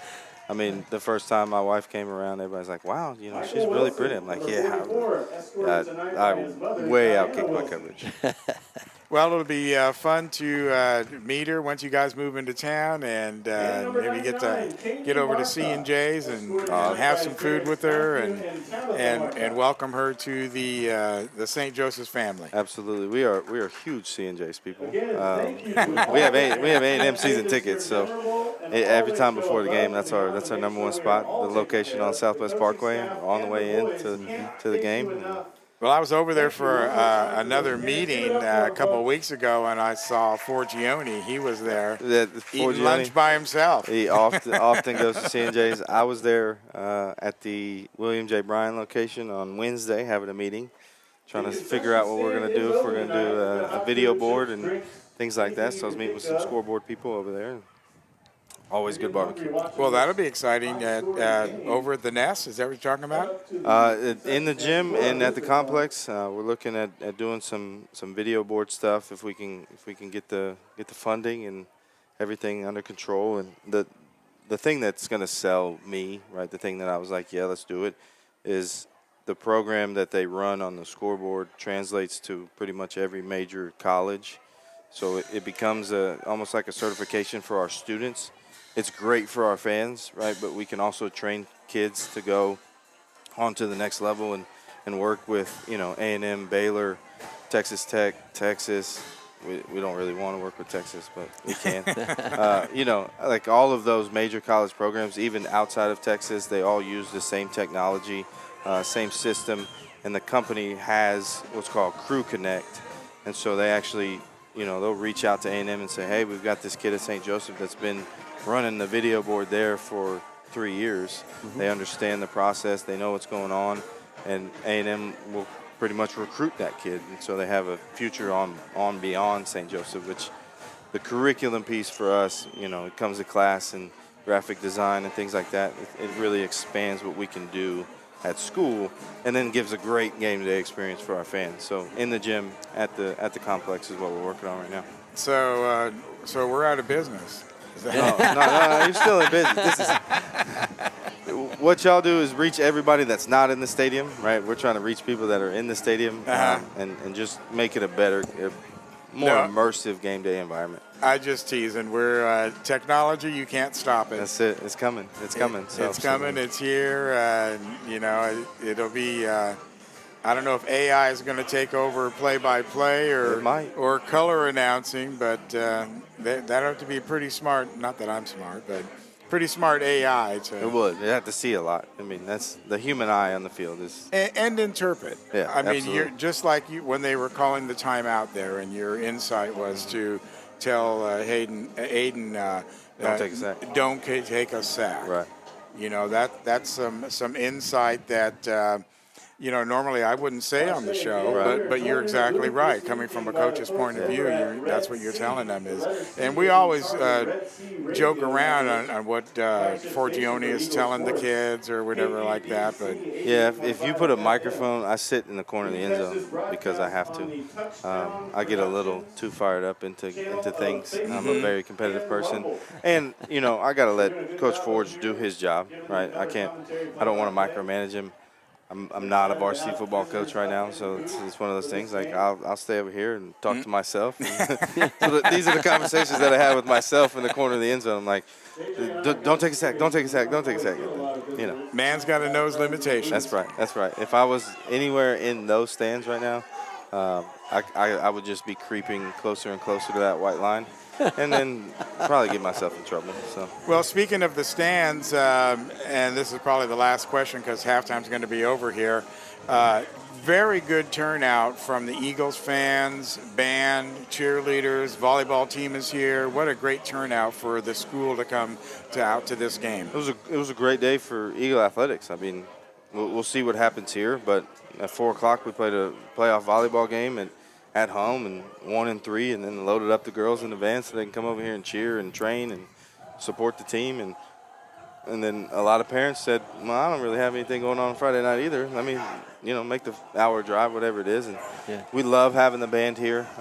They play a huge role in games. I think it's an experience, that our football players really appreciate, our fans really appreciate. We've gotten really great feedback from having the band here. And, whatever we can do to facilitate them being here, we're going to continue to do it. Love to see the kids support each other like Absolutely. that. That's fantastic. Absolutely. I mean, it's kind of getting lost in the community aspect of, I come from public school where there was not a big student turnout. But when I was in high school, it doesn't matter.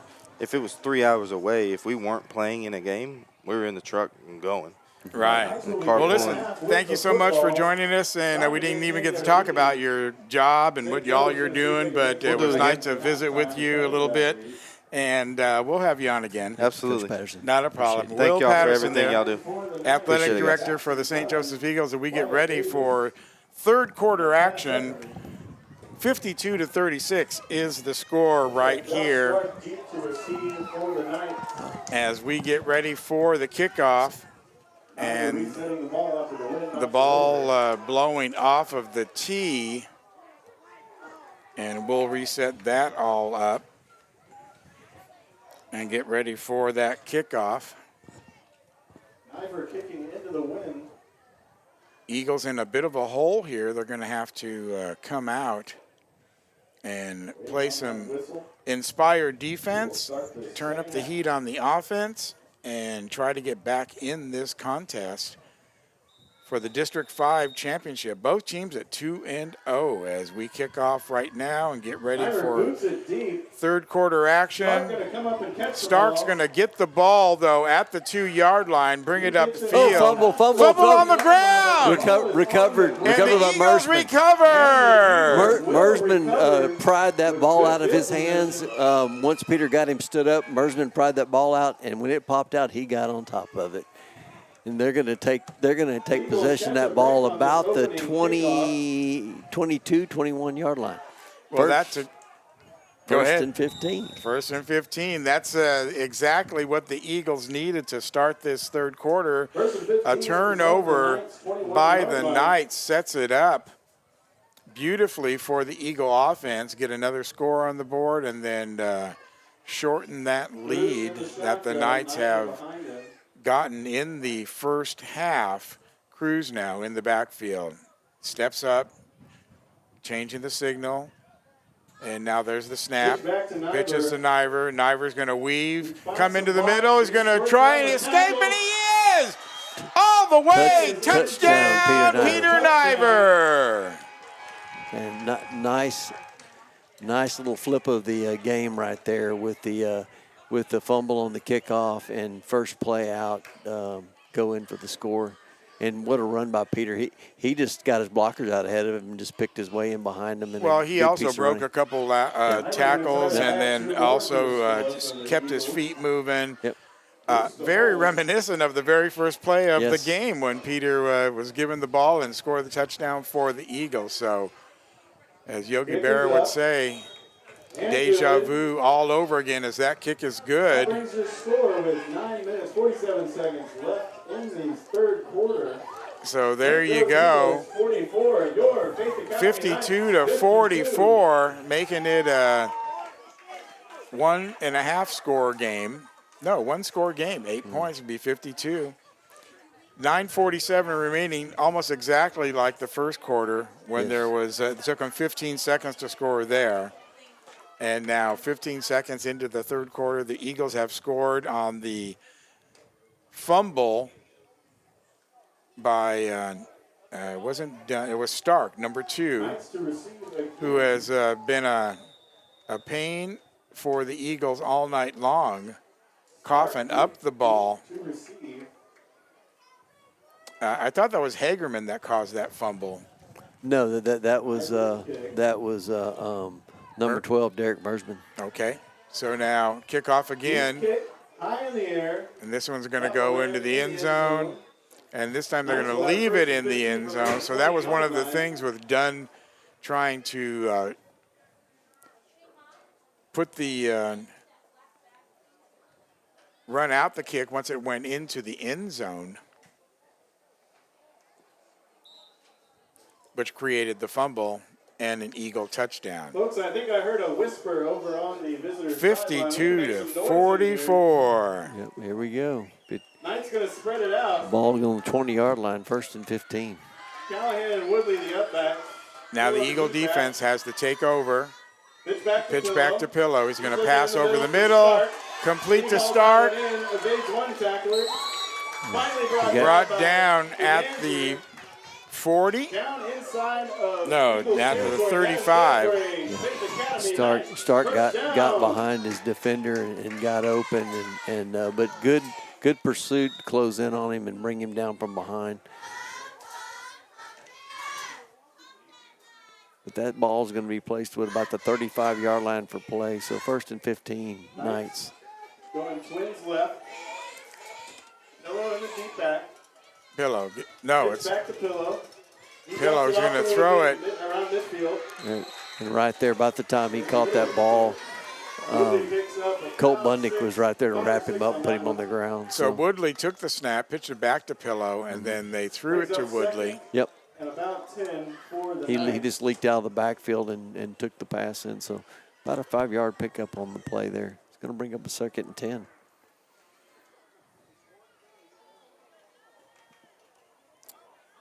Ball just on the other side of the 30-yard line. We'll call it the 28 as the Knights break the huddle and move up into play. The handoff, the snap is to Pillow. The gift is to Dunn, and he's going to go and be close to the first down. He'll be just a little shy, probably about 5 yards.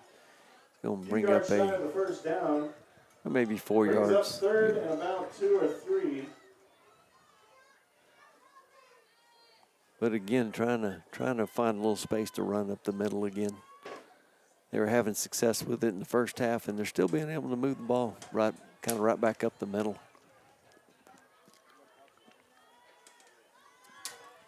It doesn't look like it's the line per se, but just some really good running by the backs. He's finding space. There's pitch out to Dunn now. He's on the left-hand side. He's tripped up, and he's going to be brought down. Picks up the first down on the play.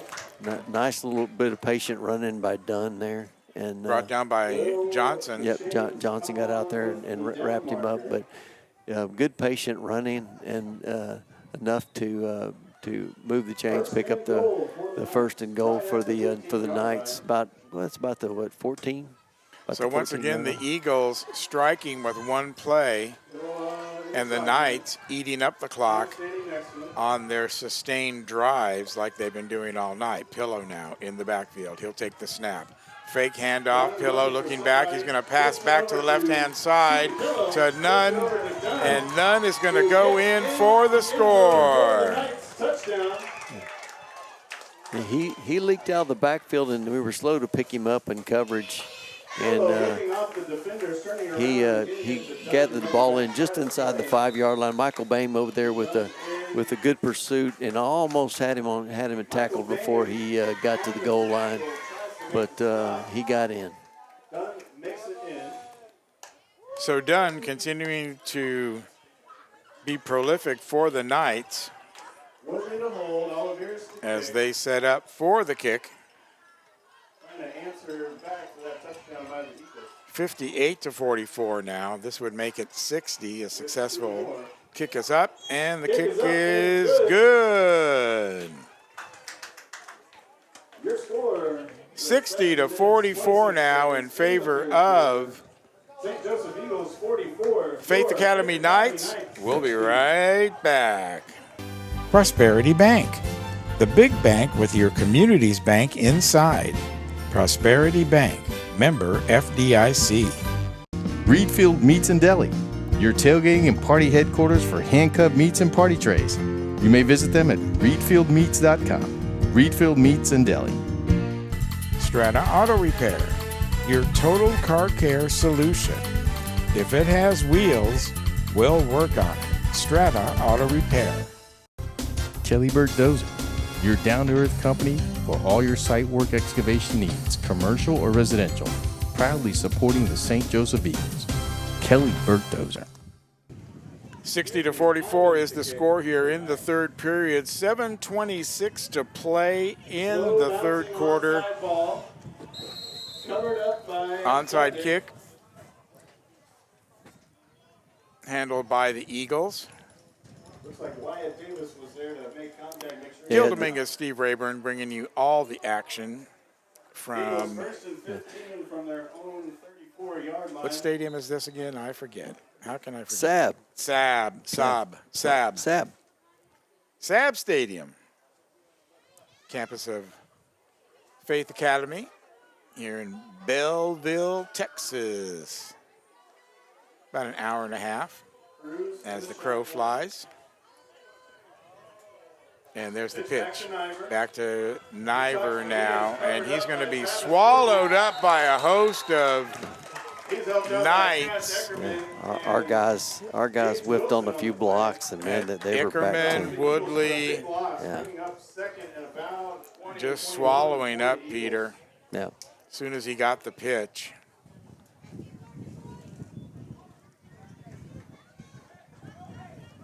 Wind certainly blowing outside the press box here. Kind of glad we're inside tonight.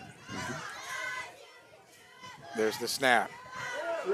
Cruz in trouble, passes it out to Butnick for, it's not really a gain, it's more like just up to the line of scrimmage. Yeah, he's back to the line of scrimmage, and it's going to be a third and 20 or third and 19. That's a tough one.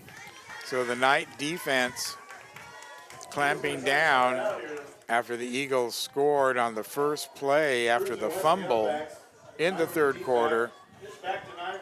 There's the pitch back to Niver again from Cruz. Niver looking, he can throw. Oh, he's tripped up, and they're going to call tripping on number 11. Stuck his leg out and tripped him.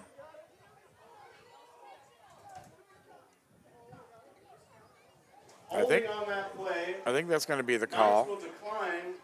Oh, they're going to call holding on the Eagles.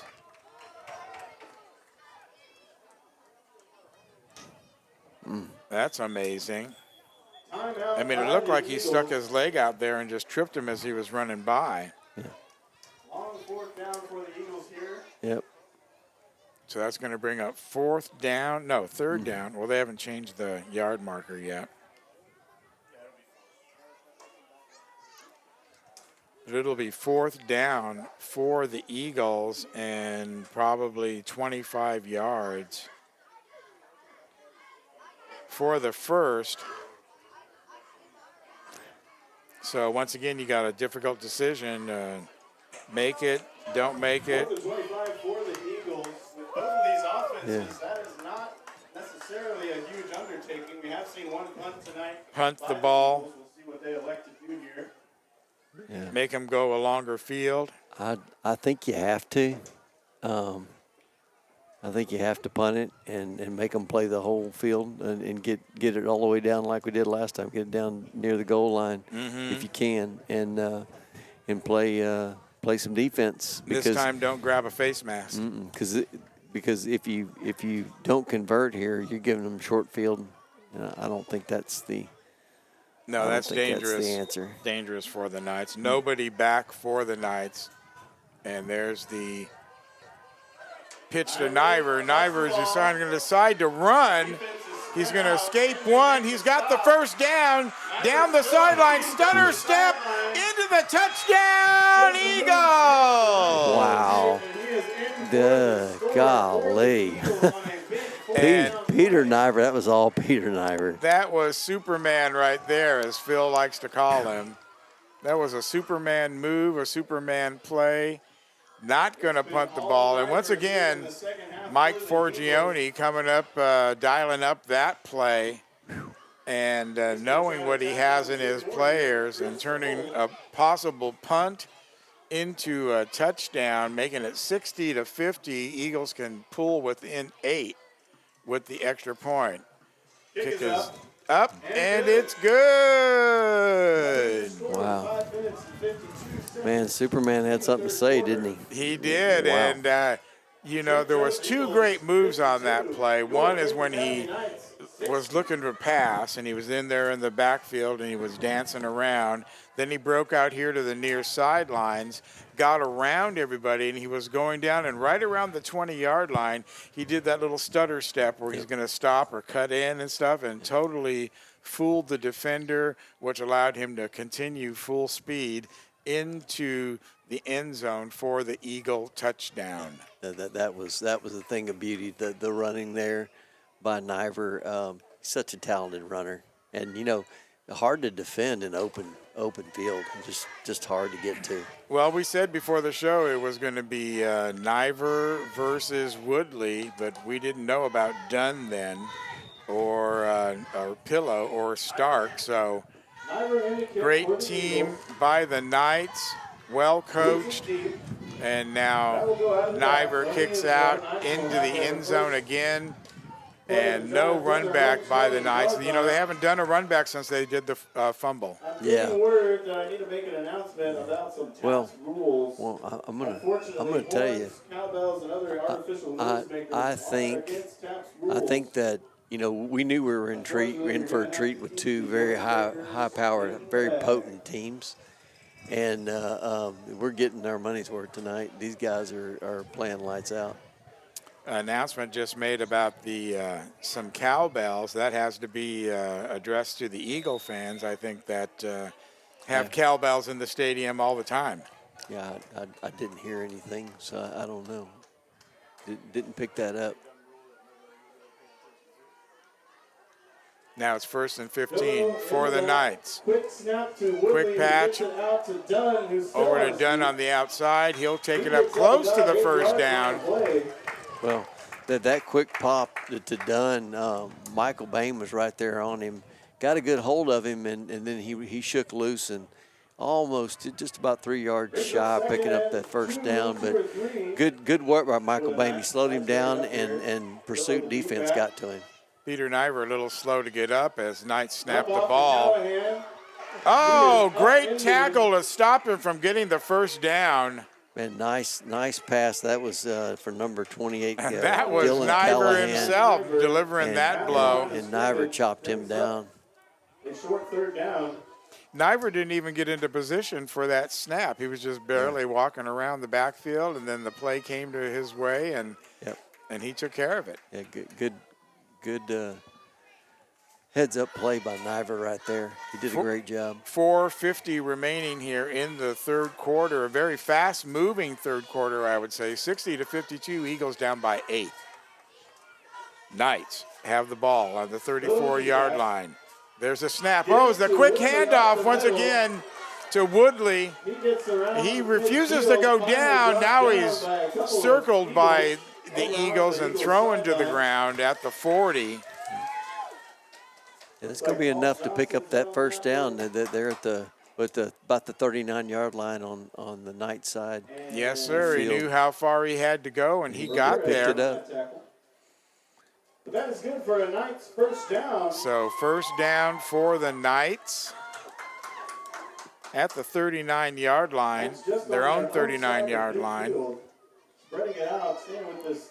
4:19 now remaining in the fourth quarter. We got a barn burner here for you tonight as they play for Division V championship. Back to Pillow, he's going to tuck and run. And Pillow runs now on the left-hand side. He's not going to be able to get around the corner, though. Is brought down by Niver and number Paul 30, Johnson Paul bringing him down with that big wingspan, as you like to call it. Picks up about 11 on the play, bringing up second. He and is 4. a long, tall drink of water, and he's got the arms to match it. And when you think you're going to run around him on the outside, you're not going to. Picked up around 11 yards, so it'll be second down and 4 for the Knights. As Pillow goes under center. He'll take the snap. It's a pitch out to the outside to Dunn. Dunn gets the first down and is thrown out of bounds. We'll see where they spot the ball. And that will be first down, Knight. So the Knights Good solid play. get the by first Paul down. Johnson. Knights have a nice crowd here as well, filling the stands and the sides. Homecoming night for them. No, senior night. It was senior night. Yeah. As they honored their players. They picked up that first down, but man, Paul Johnson made one heck of a play out there on that far edge over there. Wow. Okay, Eagle defense has got to tighten up here. First down, pitches to Dunn. He's going around the left-hand side. He breaks the corner. Got one man to beat. Well, Paul Johnson's got tackled out there on the field. Just short of the end zone. Knights will have a fresh set of downs inside the 5-yard line. Whew. Bringing him down is number 7. Yeah, Michael Bain there on the tackle just short of the goal line. But man, Paul Johnson was in pursuit and was tackled by by one of the Knight. First and goal at the 3. Double handoff this time as he falls into the end zone for a Knight touchdown. So Eagles make it an 8-point game, and then the Knights travel the full length of the field, 80 yards, in about 4 minutes, and make it 66-52 as they set up for the extra point now. These extra points are huge, Steve. Yes, they are. In a tight game like this, Knights have missed a couple. Eagles have missed a couple. But now it's crunch time. Kick is up, and it's blocked. And Noah, is that Noah? Yeah, that was Noah got his hands on that one, knocked it down. Your score, 2 minutes, 27 seconds. So 2:27 remaining in the quarter. St. Joseph Eagles 52. The Knights 66, Eagles 52. Brazos County voters, my name is Russ Ford. I'm your Republican County Chairman for Brazos County and ask that you exercise your right to vote in this most important election. We are experiencing record numbers of early voting and expect our election day totals to be even higher. Please get out and vote. Thank you, and giggle.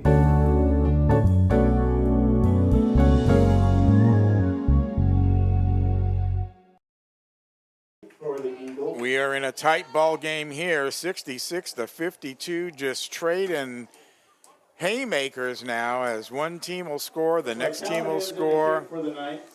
But the defense still has to come up with a big play as they try a little onside kick here, covered by Walker West. Well, that's gonna be some really nice field position. Walker West with a good cover there. It's gonna be about the 34-yard line. 1st and 15. So this will be the Eagles' third opportunity to have the ball. First one was after a fumble recovery, and it took them one play to score. Next, they scored on a 4th and forever, and Niver got the ball. We thought he was going to punt, but he ran around the backfield, broke around the outside, and sprinted to the end zone. Now the Eagles are set up. Cruz downfield. Oh, off the hands of Niver. Just a tad high on that delivery to Peter Niver from Aiden Cruz. But, boy, he was if he just could have reeled that one in, that would have been just almost a first down, just short by maybe a couple yards.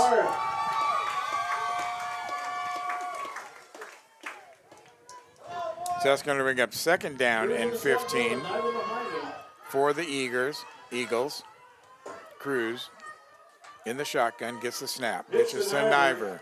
Niver's looking, tries to accelerate, and he's swamped by the Knights. Good defense by the Knights. They all rallied to the ball, and there was no running room there for Peter, and the backside pursuit was really good. It was good sound defense. Gain of about 2 as Bundit comes out far right. Niver sits in the slot. Cruz in the shotgun. He's looking downfield. He breaks free. Now he's going to pass. He was going for Niver and Woodley. Good breakup by Woodley there. He undercut James Niver, undercut him on that when he came out of his break and got a hand on the ball and broke that pass up. A lot of game left. So that's when we got 4th down. For the Eagles. Another 4th down situation for the Eagles. Nice trying to get their defense Last time they off had the this field. 4th down situation, it was Niver for 6. Let's see what Forgione calls up this time. Niver, looking to pass.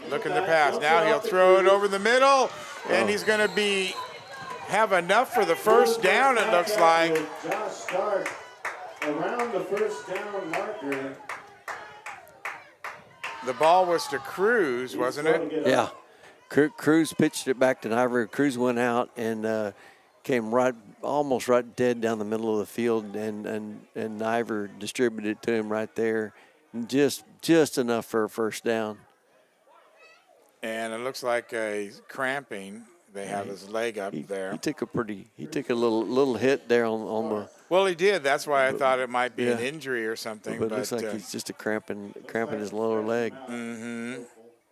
As Cruz is still on the ground. Let's go ahead and we'll do this while he's being attended to.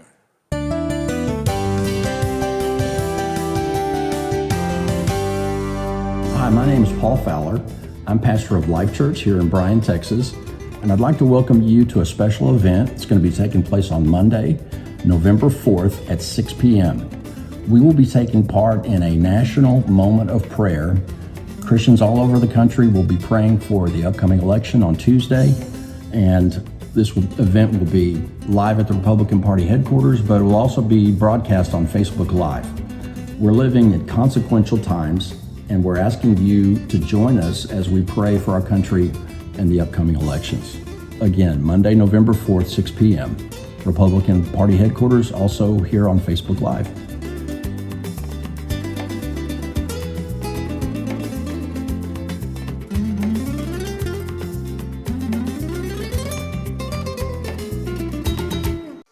So it's a first down for the Eagles as Cruz heads to the sidelines. Ball on the 31-yard line. Niver all the way back. The pitch is to Walker West. The snap is to Walker West. Niver looks to run. He's all bottled up. He's going to turn on the speed, reverses field, cut back at the 10, at the 5. Touchdown! No, he drops the ball. Oh, no. On the play, and the Knights have recovered the fumble. The ball was slapped out of his hands at the last minute as he was going to cross the line. I think that was Kelton Golly. Yeah, had a block in the back called against us on that run, but it would have brought it back either way. But that's an unfortunate turnover. The only upside to that turnover is the fact that it's down just in the shadow of their goal line, and they're gonna have to run. They're gonna have to go the whole distance of the field if they're gonna do something with it. So 1:09 remaining here in the third quarter. Wow, what an incredible turn of events. Just one of many that we've seen here tonight. We are so glad that you're joining us here on the Red Sea Radio Network for the District 5 championship game between the Faith Academy Knights and your St. Joseph's Eagles. 66-52 right now, 14-point advantage by the Knights as they have the ball and they'll take over from about the 4-yard line after the Niver fumble as he was going in for the touchdown. No, timeout, Knights. Knights are calling a timeout. All right. So that is that's almost a 14-point switch. Niver scores there and makes it 60-66.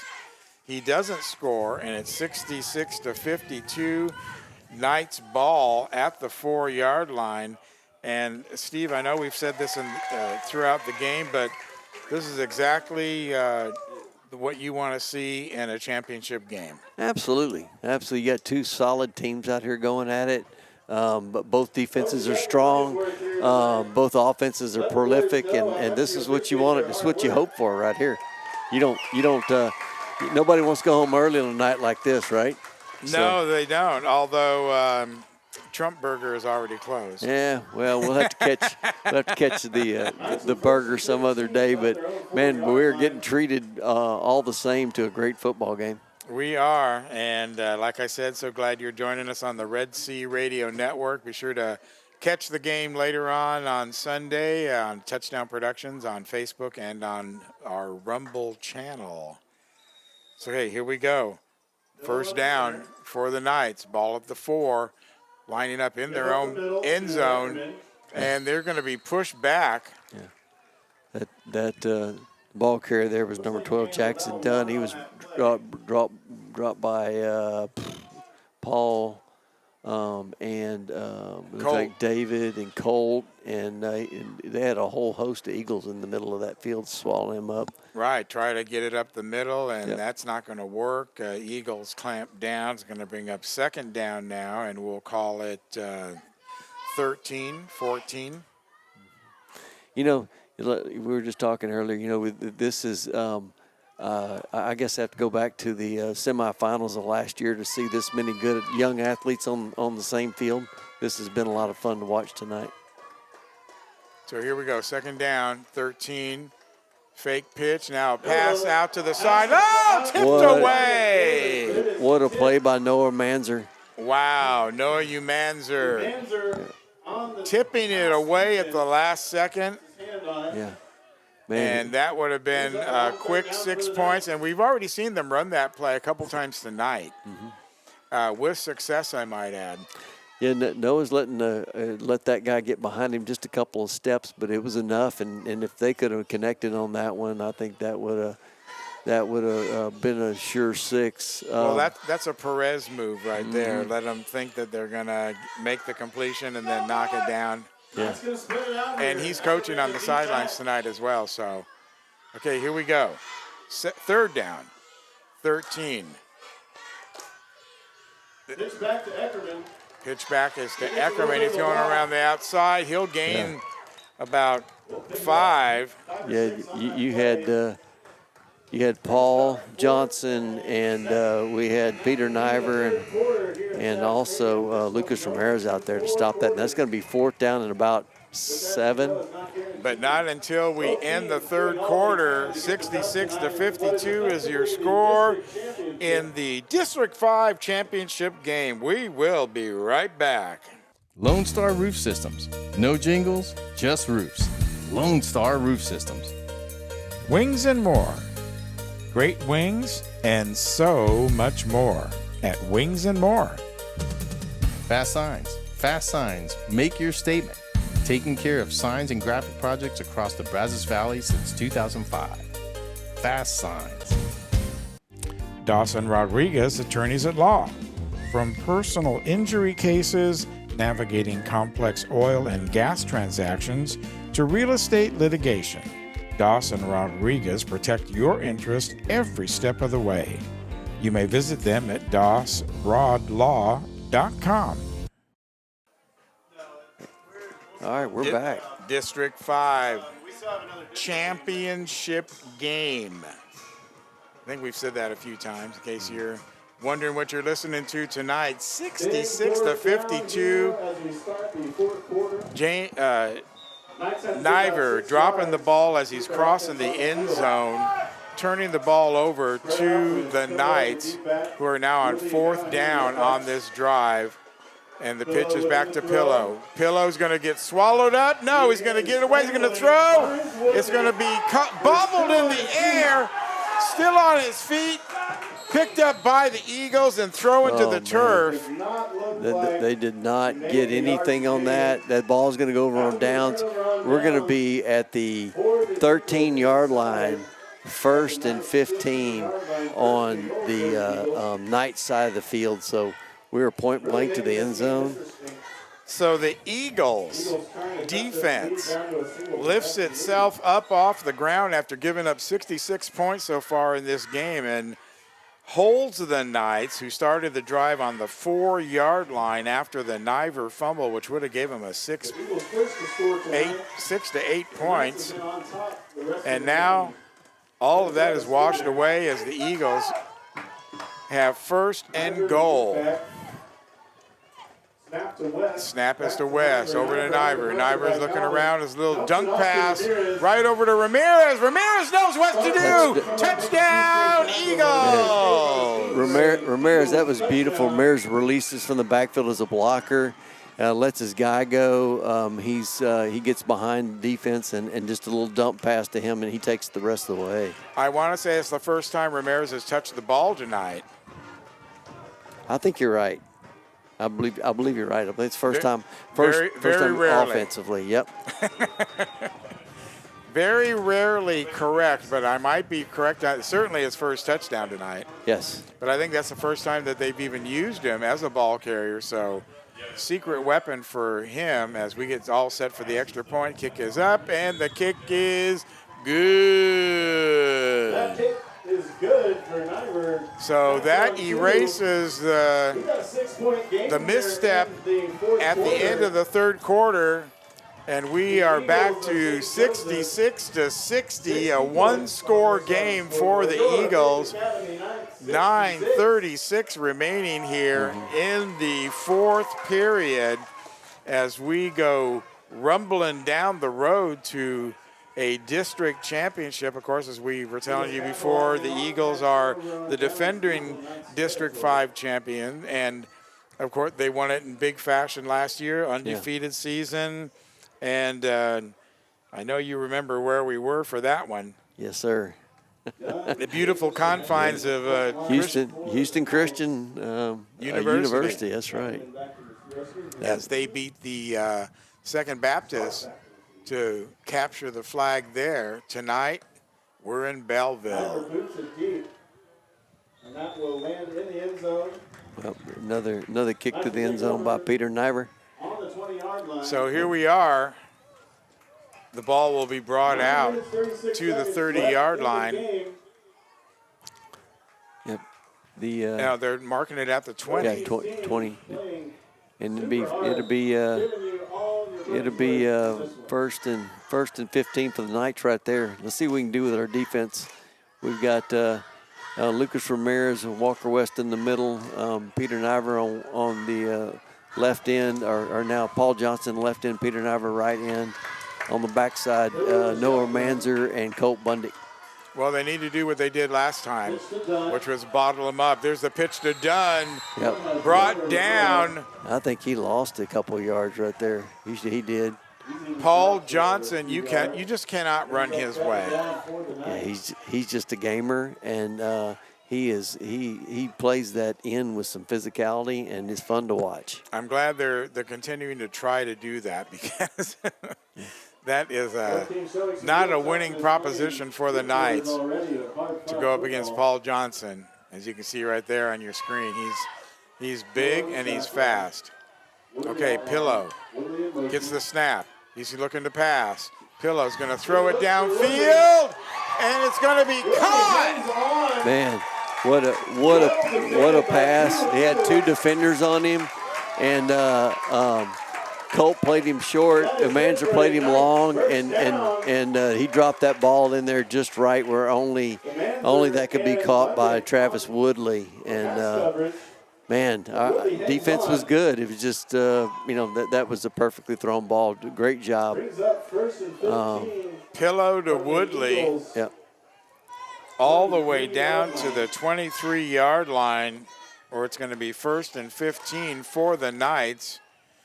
Ahead by only 6 points now after dominating in the second quarter. We need some pressure here on the passer, and see if we can get them to commit an error.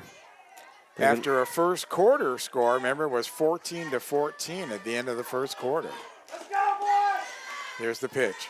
Back to Pillow. Pillow looking. Oh! In and out of the hands of Eckerman.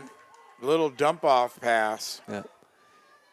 It was just a little on his back hip, so he had a little trouble gathering it in. But, I think that David Hagerman had sniffed that one out, and he was on the way to deliver a hit, but the ball was dropped before he got there. So Pillow comes in with the play call. As he confers with his teammates in the huddle, they break the huddle, they move on up. Ball's going to be at the 23-yard line. Pitches back to Pillow. Pillow's looking again to throw. Downfield, and it's going to be wide open! Josh Stark for the touchdown for the Knights. Great pass to start, and just right over his back shoulder, he hauled it in for the touchdown. And Paul Johnson was there on defense on the coverage. He just got it was just a perfectly thrown ball. There wasn't a whole lot more that Paul could have done to break that up. Pillow and Stark continue to torch the Eagle defense. The secondary with their pass completions. Oh, there's a pass. They're going for. This pass to Wilson is caught in the end zone. We will add 1 to the next. So they just go for 1 instead of kicking it. So I think they've lost faith in their kicking game there, Steve. Yeah, may have. I don't. They missed a couple of extra points, and they're going for the 1 instead of the 2. Yep. That makes it 73-60. So it's a 13-point game now, which is a 2-score game. You gotta make those field goals, because they will come back to haunt you in a game like this. Well, you got to come away with something. Yep. And so they decided to go for the easier 1 point rather than the 2 point, which has been giving them a little bit of problem. So good coaching move to put 1 point up on the board. Otherwise, it's a 12-point game. 73-60. Time working to the side of the Knights now with 7:50. Umanzer picks up the kickoff.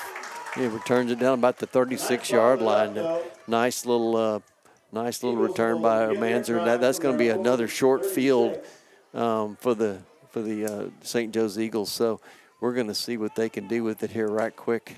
And I still haven't seen Aiden Cruz back in the game after he had his cramps. So we'll see what I think Peter it was can a do. little bit more than a cramp. When I saw him limping off the field, it looked like an ankle sprain or something like that. Yeah. So here we go. 1st and 15 for the Eagles. Pitches back to Niver. Niver's looking to pass. Now he sprints away from number 11. Now he's going to throw the ball into the middle. Oh, in and out of the hands. Going to be incomplete pass. I think they're incomplete. Niver trying to hit Umanzer. He hangs on to it. Umanzer down by the first down marker at the 30-yard line. Hit him in the chest. Yeah. Hit him in the shoulder pads. He turned to run with it, but he didn't have it tucked away, and I think it just kind of, and then the hit was enough to, the coming in was enough to kind of jar it loose. I don't think he ever really had a good handle on that ball. He did not have a good handle on it. It was a bang play, and you got to secure that ball, as you know, with your hands in order to make a football move. So here we go. We're 2nd and 15 now. Oh! Bad snap, but it goes right into the hands. Nice breakup on the pass from Peter Niver to Colt Bundick, and that was number 25, Travis Woodley. Yeah, that's Travis Woodley on the defense. Good heads-up play on the ball. He 3rd and 15. got a hand in there and broke that thing up. So 3rd and 15, go to us now and see what we can do with this one. This has been a tremendously fun game to watch. A lot of, again, like I said earlier, a lot of talent out on the field on both sides of the ball. It's what this is all about right here. Eagles spreading it out with twins to the left. 3rd and 15 now for the Eagles. Pitch back, gets it back to Niver. Niver scrambling on the right-hand side. Now he's going to let it go downfield. Out of bounds, ball heading toward Butnick's way. Good throwaway by Niver right there. Hey, you don't put that ball in harm's way. And everybody was covered up, and he just tossed it on out of bounds and lived for the 4th down and see what we can get here. 4th and long is not Well, necessarily guaranteed turnover. once again, Eagles facing 4th and long, and this has kind of been their statement play all night long. Eagles going to try to keep their drive 4th alive. and long. They have to go down to the 28-yard line for another 1st down. They're at their own 37. Trips left. In the backfield is Walker West. He's going to get the snap. He's going to pitch it to Niver. Niver looking to throw, looking. He can run, he can throw. He's standing there now. Standing there, no rush, virtually no rush. They're playing defense in the secondary, just covering all the men. Nobody rushing him. Now he's going to throw it all the way deep. That ball to the turf. Defended by Jackson. That pass is intended for Walker West, right about 2 yards shy of the end zone, and it was tipped away at the very last minute by one of the defenders, and the ball goes over on downs to the Knights, and Eagles need to play some defense now. Well, that was a tremendously long time in the backfield. There was one rusher in the backfield with Niver, but he wasn't rushing him. No, he was kind of guarding him like a basketball player. That was Woodley, and he was trying not to flush him, but keep him face up and not let him break out of the backfield on him, and he did a great job defending that. And Niver didn't feel like he could run with it because Woodley was right there. There's Dunn on the left-hand side, breaking away. It's going to be another touchdown for the Knights. Dunn gets another touchdown in this high-scoring endeavor. Well, I think that was a pretty rough one there. You didn't want to give that one up, but we did. And in one play, that's kind of a gut punch. That makes it 79-60. And certainly a nail in the coffin for the Eagles here tonight in this high-scoring affair between the two top opponents in District 3 Division, District 5. Holders down, kick is up, and good. And that kick is going to be good. 3-yard score. So the Knights go back to a two-pointed try. Your Faith Academy Knights. 81-60. Eagles down 3 scores right now. They had it as close as 6 before the turnaround of the Niver fumble and then having to put up a defensive stand, which they did, and then they scored after that. So it was within 6, and that's as close as they've gotten. Close as it got, that's right. Since it was 14-14 at the end of the first quarter. Mm-hmm. Tremendous game here. Hyman in the kick for the Knights. Now the Eagles can score quick. It's just a matter of being able to hold the Knights defensively. There's an onside kick. Manzer with the coverage. He covered the ball about the 32, 33-yard line. That's where the Eagles would take over 1st and 15. 1st and 15 for the Eagles from their own 33. 33-yard line. And I would say, watching the players on the field, fatigue is taking a little bit of a toll. Yeah. It's been a very hard-fought game.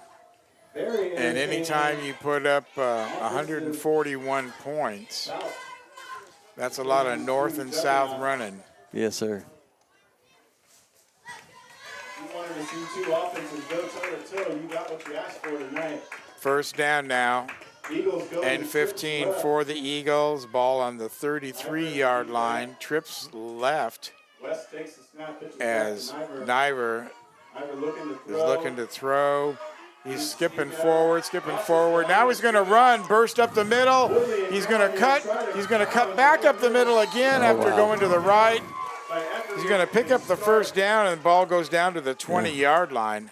Probably almost a 30-yard run by Peter right there. What a great piece of running. He just kind of let the defense kind of drift with the receivers, and he saw a nice lane kind of back up the middle. Well, he was skipping forward like he wasn't going to run, going to throw, and they were playing all back like they were doing. So that's one way to beat that defense. Right. Is just to skip forward, lull them into thinking you're going to throw, and then run it. And with his speed, he can be successful. Naira now, back to pass, going out to the right. Now he's going to reverse his field. Now he's going to turn it on. He's going to slide down Just inside the 15-yard line, yeah. inside the Knights' 15-yard line. And he's going to cut that in about half. So he picked up about 8 yards or so. So it'd be about second, about 7. And he did a great job of running right there. What a. I mean, you take in this situation, you take whatever they're given, and you keep moving the ball up the field and move the chains. 5:15 remaining. No, 5:41 remaining. So clock winding down here in the fourth quarter as the Eagles try to put 6 up on the board. Direct snap back to Niver. Yeah, that ball was a little high and kind of floated on Peter, and Colt Bundick settled underneath it, but so did number 2 Josh Stark on the defense. Josh Stark made a good play on the ball, broke that thing up, just shy of the goal line.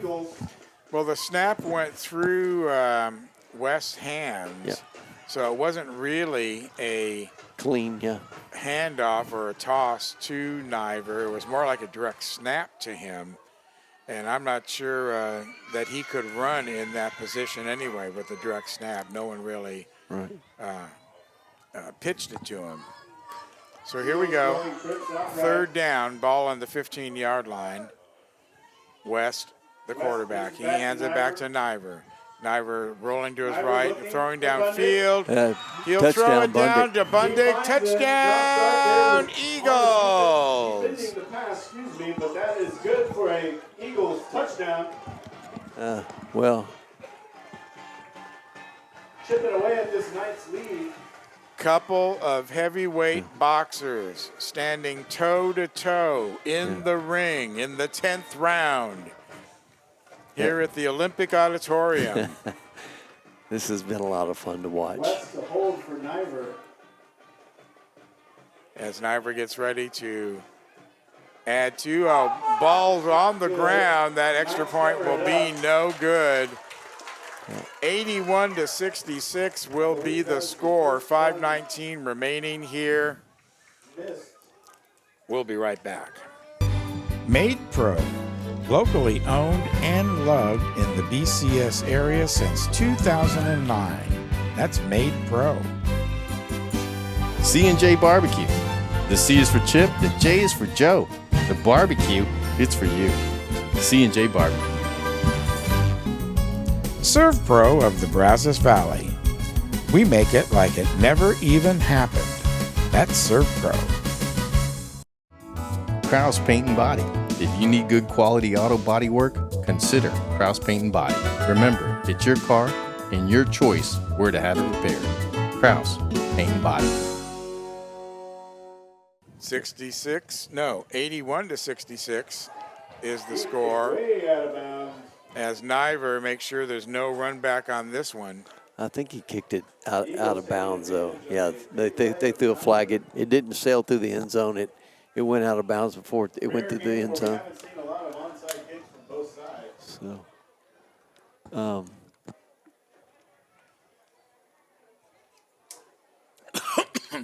you okay? Yeah, All right. I think I'll make it. Yeah, so they'll place the ball at the 30. They'll accept the penalty, place the ball at the 30, and 1st and 15 for the. First and 15. Okay, well this is this is the ball game right here. Excuse me. Water went down the wrong way. Yeah. 5:19 remaining. You cannot let the Knights score any more points. No, but our defense has struggled here in the game with the. But let's see if they can pull up tight and get a stop. They've had one stop tonight. Let's see if they can get a stop now. Give to Dunn up the middle. He's wrapped up. Yeah, that's big old Lucas Ramirez got arms around him, got him on the ground. Right. I don't know if they picked up anything or just got back to the line of scrimmage. So it's going to be a 2nd and 15 for the Knights.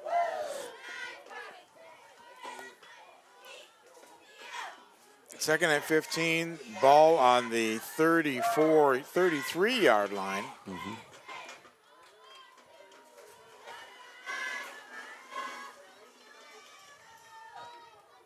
As Pillow comes in with the play from the coach. They break the huddle, come up to the line of scrimmage. The snap is to Pillow. Give to Dunn up the middle.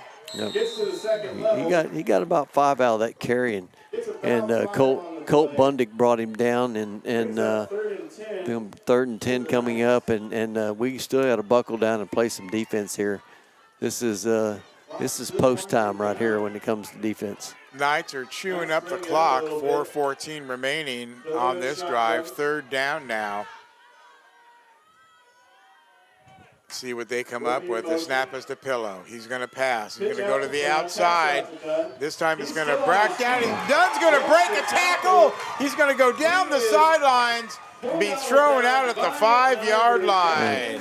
Noah Manzer had coverage on that pass and had him wrapped up, but just couldn't get him on the ground. He wiggled loose and up the far sidelines and down to about the 5-yard line. Yeah, he spun out of his hands, and doing so, he was right on the sidelines. Jackson, great second effort on that play. And then he ran down to the 5-yard line, which will be 1st and goal now.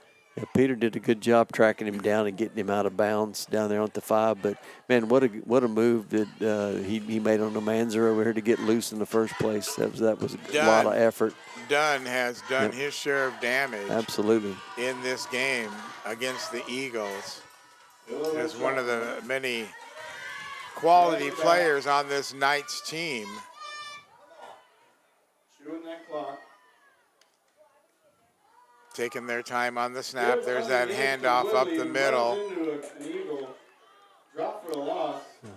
So the Knights taking every bit of the the play clock down. As they should. 2:57 remaining here in the contest, and a 15-point lead by the Knights. Well, as we were saying, Steve, the winner of this game will have a direct shot to the District 5 title. Yep. But the loser of the game, they're not out of the playoffs either. Yeah, I got a feeling we'll see each other again. There's the Pillow again. Hand up the middle. Swarm down. He's still on his feet. Still on his feet. Running backwards, though, and he's back to the 20. Goes back to the 20, but chews up a lot of clock. Yep. Now, he didn't want to go down on that one. He did a good job. Mr. Travis Wood did a good job staying on his feet and grinding that thing out. So So that's going to bring up 3rd and goal now with the ball at the 19. Yep. So as we were saying, Eagles will not win the district championship again. They're the defending champions from last year, and they're going to come up short here against the Faith Knights. But they will be in a playoff game, we believe, in the first round, although they'll probably be on the road for that. Touchdown, Knights! Who was that? Couldn't tell. Here's him running back in here right now. Oh, that was Woodley. Woodley on the reception there. Pillow to Woodley in the right corner of the end zone. And wow, what can you say about Pillow and Woodley and Pillow and Stark and Pillow and Dunn? The common denominator there is Pillow. They've played a really good game tonight. All those kids have. They played a really good game. Exclamation point for the Knights with 1:21 remaining. Kick is up. And it is no good. Kick is no good, but they don't need it. 87 to 66. 21-point advantage for the Knights with 1:21 remaining here in the contest. We'll be right back.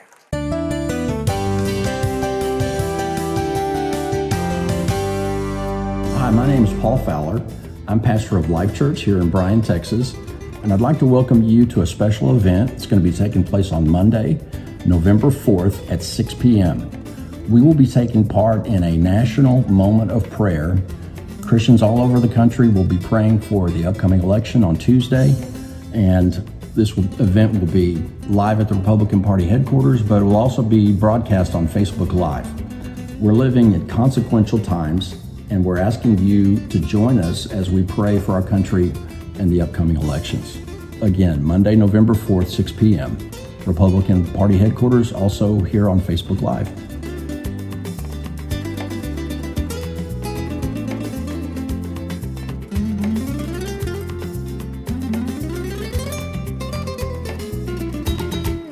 As Niver gets the kickoff. Yeah, he returns that thing, 33-yard line, 35-yard line, where they're going to place it. But, man, he scooped that thing up on the bounce here near side, broke it far side, and down the sidelines to move that ball down, to return that ball down to the 35-yard line.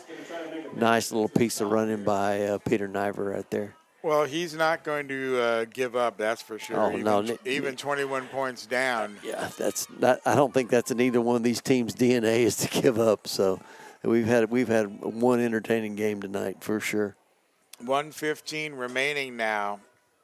Remember, Eagles will be at home next week for senior night. You want to be sure to come out to the stadium for the final home game of the season. Niver now with the ball. He's going to run around the left-hand side. He's going to go out of bounds. Just on the sideline. Right about the 20-yard line, he stepped on the line. And that's going to be a fun one, Steve, as we honor the senior class at the complex. Yeah. The Nest. Yep. One final time this year, and of course, we'll say a few nice things about you as well. Your last night in the press box. Yeah. We won't talk poorly about you. All right. No. And then after that, you'll be joining the broadcast crew each and every week for the playoff games. As we move into the 2024 playoff season, Niver now throwing it downfield. Yep, touchdown. Peter Niver to Colt Bundick. He threw an absolute dart, and Colt Bundick was right there in the front pylon, hauled it in for the touchdown. So, like we said, neither one of these guys want to give up. So, well, it's just like when last year, where the Eagles would score so quickly, Neither offense gives and up other tonight. teams would have the long drives. Yeah. Scoring. As the Eagle Band gets to play the fight song one more time. And then I'll make the score 87 to 74. Brings our score with just 13-point under game. contest. Eagles 74. 59 seconds remaining. 87. After the kickoff, the Knights just have to take a knee and get into victory formation. Yep. And I think that'll be the game here. Needing to secure this From football. Bellville, Make another Texas. victory offense. Yeah. Close it out. Yep. Been a fun game to watch all the way along. I hope we can get some of the penalties and the some of the mental mistakes cleaned up going into next week. Well, you're right about that. It was some of the penalties that gave the Knights opportunities. It was some dropped balls by the Eagles, whether it's in the end zone with passes or some mistakes like that certainly, in retrospect, cost them the game, because they certainly had the firepower to deal with the Knights, and just trading touchdowns back and forth with them was not going to be the solution once they were down by 20 points. There's the onside kick. It's going to be picked up. No one's going to catch him. He's going to go all the way down the sidelines. They went to the naked side of the formation, We are in and the 90s, folks, on the scoreboard. a spectacular play Knights trying to hang on to their for the Knights, points per game in the state of Texas for six-man football. making it 93 points, and Pepperman they are already ahead takes it to with a the tremendous crib. amount. I think they had 574 points coming into this game. I think so. I think that's right. I think it's on the standings sheet there that we have. You wanted exciting football, you got it. Yeah, out in the right-hand corner, right-hand side. Points for. Yeah, 585 Oliver is going to try to find somebody in the points. end zone. Okay, they're trying to He get throws the it up extra to Caden point, Marcotte, who dives for that ball. and the extra point is going to be incomplete. So add 93 onto that total One more for his team. and do your ciphering, Their score with 53 and seconds left in the that'll tell us contest. how many points they have for the Eagles season. 74, your Faith Academy Knights 93.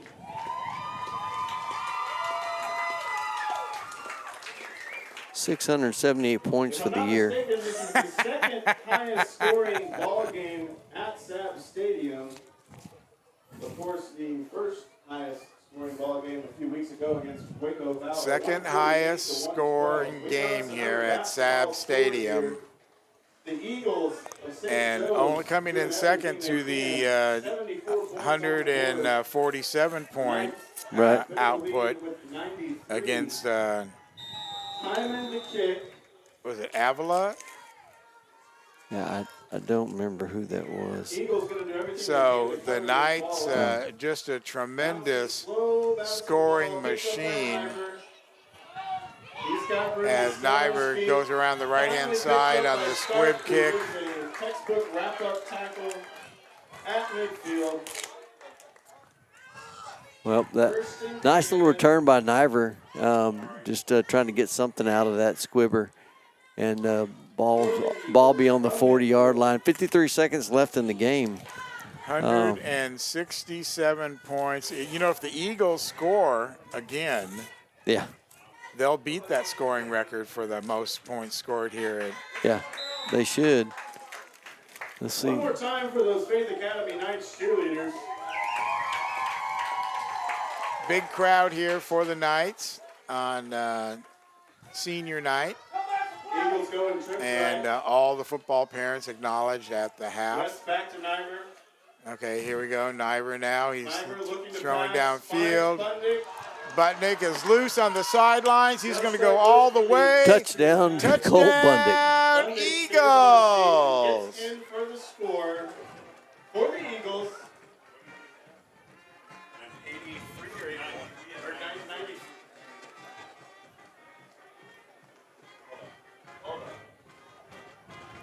As the Eagles score, took them 10 seconds to do that. The longest minute of football still continues. The Eagles in for a score, bringing their side. 173 now, the total point total. Going to try to cut this lead by another 2. And the kick is up. And good. And it's good. 93 to 82. Now, Still a 2-possession game here with 42 seconds left. ask him if this is the highest scoring game now. Is this the highest scoring game now? Not yet. Not yet. It's hard to beat 148 to 112. That's Oh, true. that's true. That's true. Yeah, That's some they had a game here a few weeks back with 143 to 112. So, yeah, that'd be a tough one to top for sure. second highest scoring game here at Saab Stadium. So the Eagles will kick off. Took them all of 11 seconds. 93 to 82. Down by 11 now. All right. After giving up the touchdown on the last kickoff and then scoring themselves in 11 seconds. Like I said, 2 heavyweight boxers Quick rolling, bouncing ball off the foot of Nyberg. just landing haymakers all game long, and especially here in the fourth quarter. Yeah, a little squibber was covered by Woodley and about the 24, 23-yard line. It's been my pleasure to call this game for you. One more time. So they should get into victory formation and put this one away now. So right after I said all they have to do is take a knee, there's 14 more points scored. So I don't think I'm going to say that again. What a tremendous contest. Thank you so much, ladies and gentlemen, for sticking with us all evening long as we bring you our 8th Eagles game of the season. Radio Network, flagship station for Eagles sports. You can find the broadcast of this and other St. Joseph's Eagles games on the Touchdown Productions Facebook page, as well as the Touchdown Productions Rumble channel. Again, a big thank you to our friends from St. Joe's. Have a wonderful evening, a safe drive home. We pray All right, well, that's it. healing over all The clock kicks down, 3-2, and that's going to be your ball game, 93 to 82 in a slugfest. Thank you. Yeah. Have a wonderful evening. The District 5 champions are going to be the Knights from Faith Academy as they come off the field in I'm going to say it's a hard-fought victory. So thanks a lot for joining us here tonight. Steve, still got some playoff football coming up. Yep.